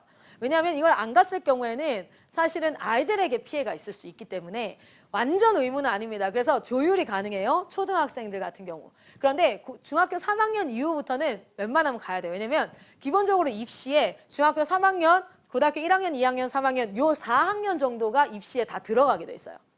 그렇기 때문에 답변이 되셨죠? 네네. 또 질문 있으세요? 제가 오늘 강의한 내용 아니더라도 그냥 올 때부터 궁금했던 거 다 얘기하시면 제가 답변을 제일 잘해요. 교만하네요. 네. 네, 아까 IM 러닝 홈페이지 들어가시면 CVUP라고 따로 있어요. 그래서 보시면 여기에 여기 교사들을 위한 과정 있죠? 부모 교사 이렇게 딱 들어가시면 들어가라. 자, 그러면 여기 CVUP가 따로 나와 있습니다. 네. CVUP가 나와 있고요. 이 친구가 왜 이러지? 네. CVUP가 나와 있고 저희가 CVUP 금액이 너무 비싸요. 이런 분들이 있어요. 근데 잘 보세요. 저희가 처음에 공짜로 해봤어요. 공짜로. 그런데 첫 번째, 다 안 들어요. 공짜는 자기가 여러분 돈을 들여야 뭔가 그래서 제가 사역을 하고 싶다고 다 하는 게 아니구나라는 걸 깨달았어요. 그래서 뭘 하냐면 첫 번째는 그들의 열정을 확인하기 위해서 CVUP 하라고 해요. 근데 이거 강의 진짜 많거든요. 시간을 들여야 돼요. 그런데 돈도 비싸요. 돈. 시간과 열정과 돈을 들이는 그 사람에게는 이걸 딱 수료하면 저희가 뭐 드리냐면 저희 교회학교 지원센터가 37만 원짜리인데 그거 무료로, 부모학교 과정도 30만 원짜리인데 무료로, 나그리스도인도 15만 원짜리인데 무료로, 이것을 그러니까 다 무료로 주는 게 아니라 정말 시간을 들이고 열정을 들이고 물질을 들인 분들이 수료하시면 그거를 가지고 저희가 무료로 콘텐츠를 주고 있어요. 안 그렇게 다 이렇게 오픈해 버리니까 정말 값싸지더라고요. 그래서 여러분 CVFP 통과를 먼저 하세요. 그러면 뒤에 게 무료가 많습니다. 네.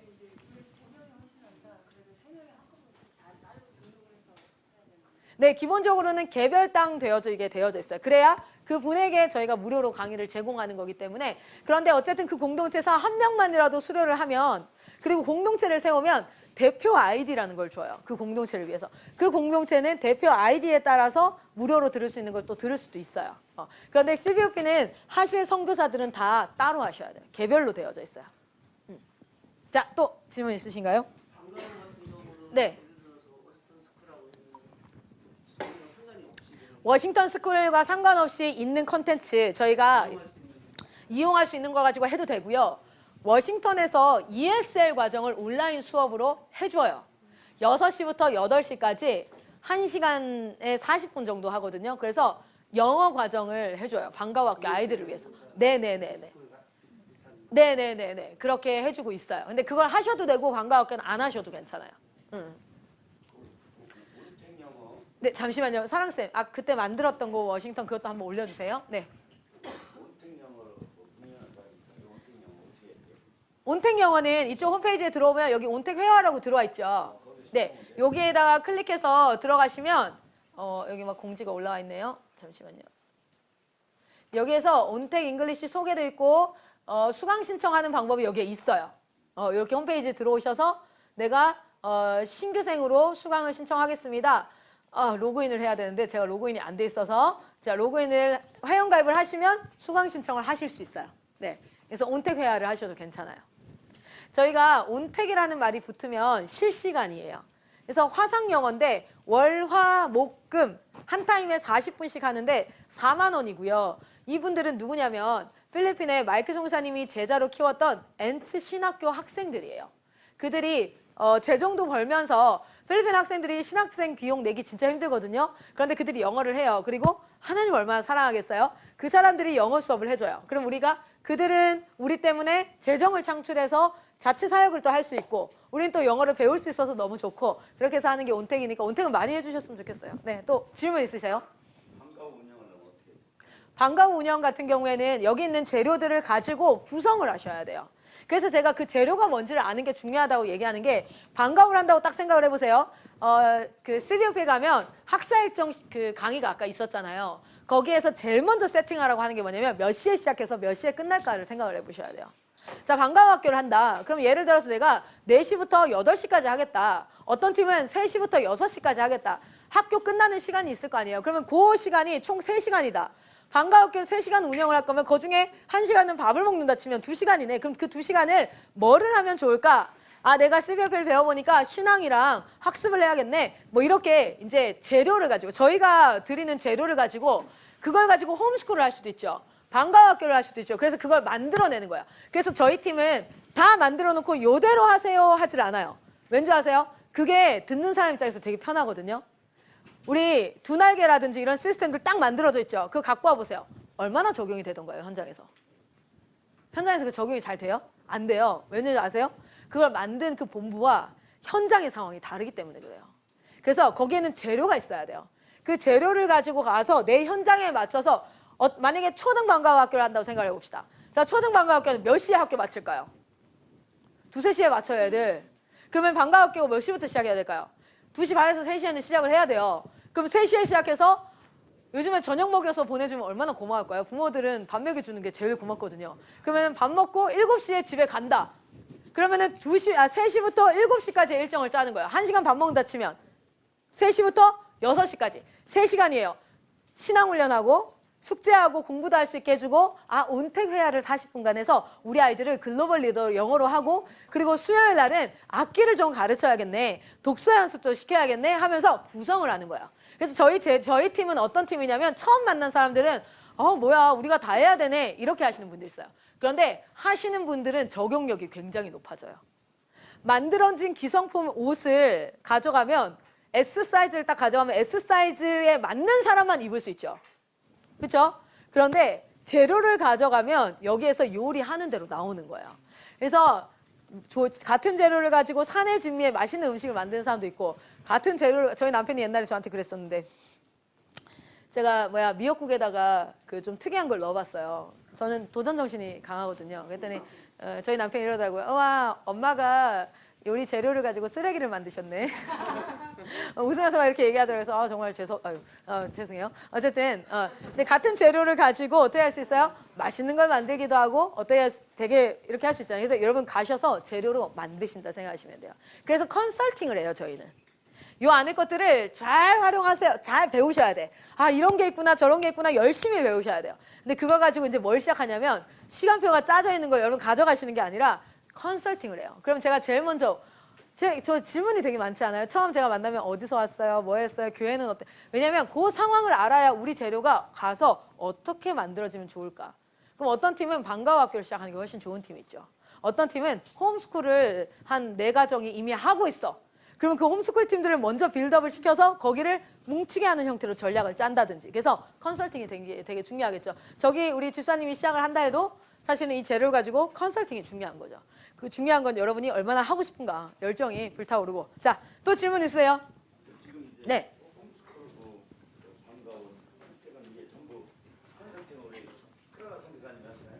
아니요. 홈스쿨 같은 경우에는 박진아 소장님을 저희가 지금 훈련을 같이 하고 있고요. 그래서 박진아 소장님 통해서 홈스쿨을 하려고 진행을 하고 있어요. 그래서 홈스쿨 같은 경우에는 아마 시행이 시작되어지는 게 한 1년 정도는 걸릴 거예요. 1년 후에는. 1년 후부터 홈스쿨 팀 일반 팀들을 받아서 그 팀이 할 수 있게 할 거예요. 저희는 사역 자체가 저희 팀이 다 하는 게 아니라 사람을 세워서 하니까 방과후 학교 같은 경우에는 지금 로이스 선교사님이나 송미 선교사님이나 두 선교사님이 컨설팅을 진행하고 있고요. 국제학교만 제가 진행을 하고 있어요. 국제학교도 제가 다 하는 게 아니라 저희 팀에서 다 진행을 하고 있어요. 저는 그렇게 할 수 있는 사람들을 길러내는 작업. 아까 말씀드렸다시피 혼자 뛰잖아요. 그러면 10년간 그렇게 혼자 살아야 된다. 나 못해요.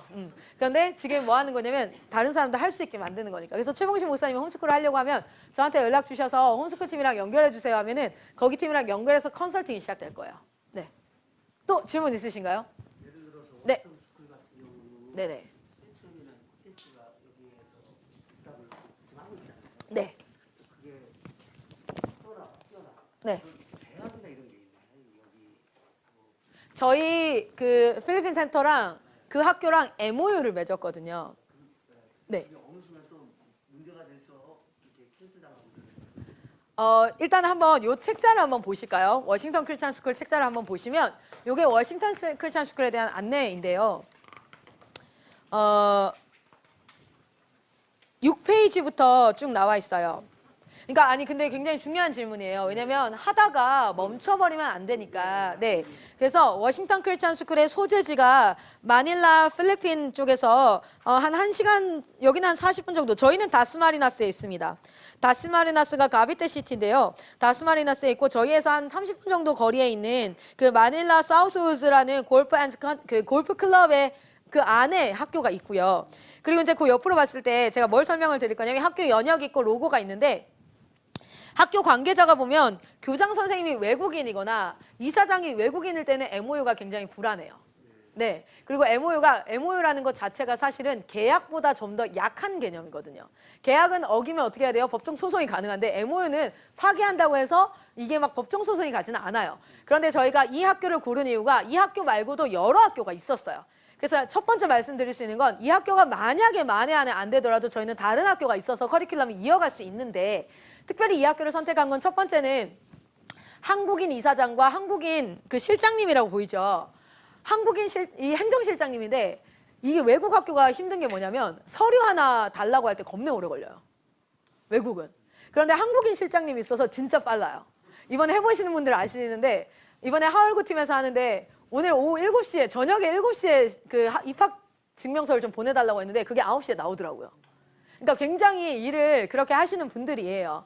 그리고 이미 학교를 2009년도부터 해서 지금까지 계속 해왔던 분들이고, 그리고 이제 이사장님 같은 경우에는 저희를 통해서 예수님을 믿으셨어요, 이번에. 그러면서 막 이런 일을 계속 이어져 가고 있는 상황이고, 왜 선택을 했냐면 한국인이 있어서 행정이 빠르다는 것과, 두 번째는 여기가 이게 이제 국공립 학교이기 때문에. 그러니까 다른 이렇게 온라인 시스템을 제공하는 곳이 있었는데 사립이에요. 사립은 이사장과 그리고 그 재단에 의해서 없어지기도 하고, 이게 좀 더 한데, 국공립은 사실은 없어지는 것이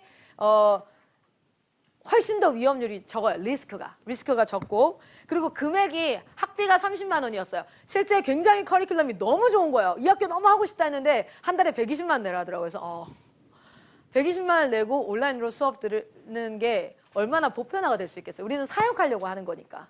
그래서 그렇게 결정을 했고요. 일단은 그 정도까지 설명을 드릴 수 있을 것 같아요. 그리고 이제 마이크 선교사님도 그 부분은 생각을 하시고, 저희가 다른 곳도 사실 MOU가 맺어질 수 있는 많은 온라인 학교들이 있어서, 만약에 근데 이제 이 학교가 없어진다 할지라도 그 학교가 없어지는 그날까지 했던 모든 학적 기록은 국가의 기록이 되기 때문에 언제든지 뗄 수 있어요. 아시다시피 저도 제가 거창 남상초등학교 나왔는데, 남상초등학교는 폐교됐습니다. 그런데 제 기록이 어디에 있기 때문에? 그 국가에 있기 때문에. 그래서 이제 그게 국공립의 장점이죠. 사립이 우리나라는 사립도 국가의 기록이 되지만 사실 외국은 그렇지 않아요. 외국은 그 영리 단체와 동일하거든요. 근데 이게 국공립이기 때문에 그 날까지는 모든 학적 기록이나 이런 것들은 다 언제든 내가 죽을 때까지 서류로 받아볼 수 있고, 그리고 이제 제가 봤을 때는 없어지진 않을 것 같아요. 한 20-30년 내로는. 그러나 그런 위험성이 충분히 있을 수 있죠. 네. 자, 그 다음 넘겨주시면, 그래서 저희가 확인한 게 필리핀 문교부에다가 학력 인증 서류라든지 문교부에서 킨더에서부터 1학년에서부터 6학년, 그리고 이제 해서 12학년까지 다 따로따로 지금 허가가 나 있어요. 무슨 말이냐면, 얼마 전에 문의가 왔었죠. 중학교 3학년을 다니다가 이 친구가 여기까지 학적을 딱 정리하고 일반 학교 고등학교 1학년으로 오고 싶습니다. 가능한가요? 네, 가능해요. 그러니까 전학 개념으로 가능합니다. 그러니까 학적이 다 이게 된다는 게 여기 서류에 보시면, 이거 저희가 다 확인했거든요. 필리핀 문교부에 정식으로 인허가를 받은 학교이고, 유치원부터 고등학교 3학년까지 전 학년이 다 학력 인증이 가능한 사립학교로 되어져 있어요. 근데 필리핀은 제가 여기서 이제 여기는 사립학교 이렇게 되어져 있는데, 문교부 등록 자체를 그냥 국공립이라고 생각을 하시면 될 거예요. 왜냐면 여기가 국제학교거든요. 자, 그리고 학교 운영 관련 서류는 세무등록증, 그리고 SSP는 외국인을 대상으로 학생증을 발급해서 얘가 학생입니다라고 신분 확인을 해주는 건데, 그것도 다 가능하고요. 비즈니스 사업 허가증, 법인 등기부 등본이랑 이런 것들을 싹 다 확인했어요. 그래서 학위만 탈알고 가라인 학교들이 있어요. 페이퍼 스쿨처럼. 근데 그게 아니다라는 걸 확인을 했고요. 성적증명서 샘플, 학력증명서 샘플, 졸업장까지 다 샘플로 확인을 해서 그 국가 공증이 되고, 성적증명서에는 LRN 그 넘버가 뭐냐면 국가의 학생 등록 번호예요. 그것까지 다 있다는 거. 이게 없는 성적증명서도 꽤 있습니다. 그래서 그것까지 다 확인을 했고, 학교 사진들도 다 보실 수 있고요. 그리고 넘어가면 11페이지부터 학습 과정이나 이런 것들은 저 끝나고 나서 쉬는 시간 갖고, 그리고 나서 저희 우리 워싱턴 담당 송수사님께서 설명을 해주실 거예요. 이 책자를 기반으로. 자, 질문이 나왔길래. 또 질문 있으신가요? 그러면 더 아직 내용이 남아 있으니까 일단은 잠깐 쉬시고 3시 저희 10분만 쉬어도 되겠죠? 네, 3시 40분에 법적 부분부터 한번 시작을 해보도록 하겠습니다. 감사합니다.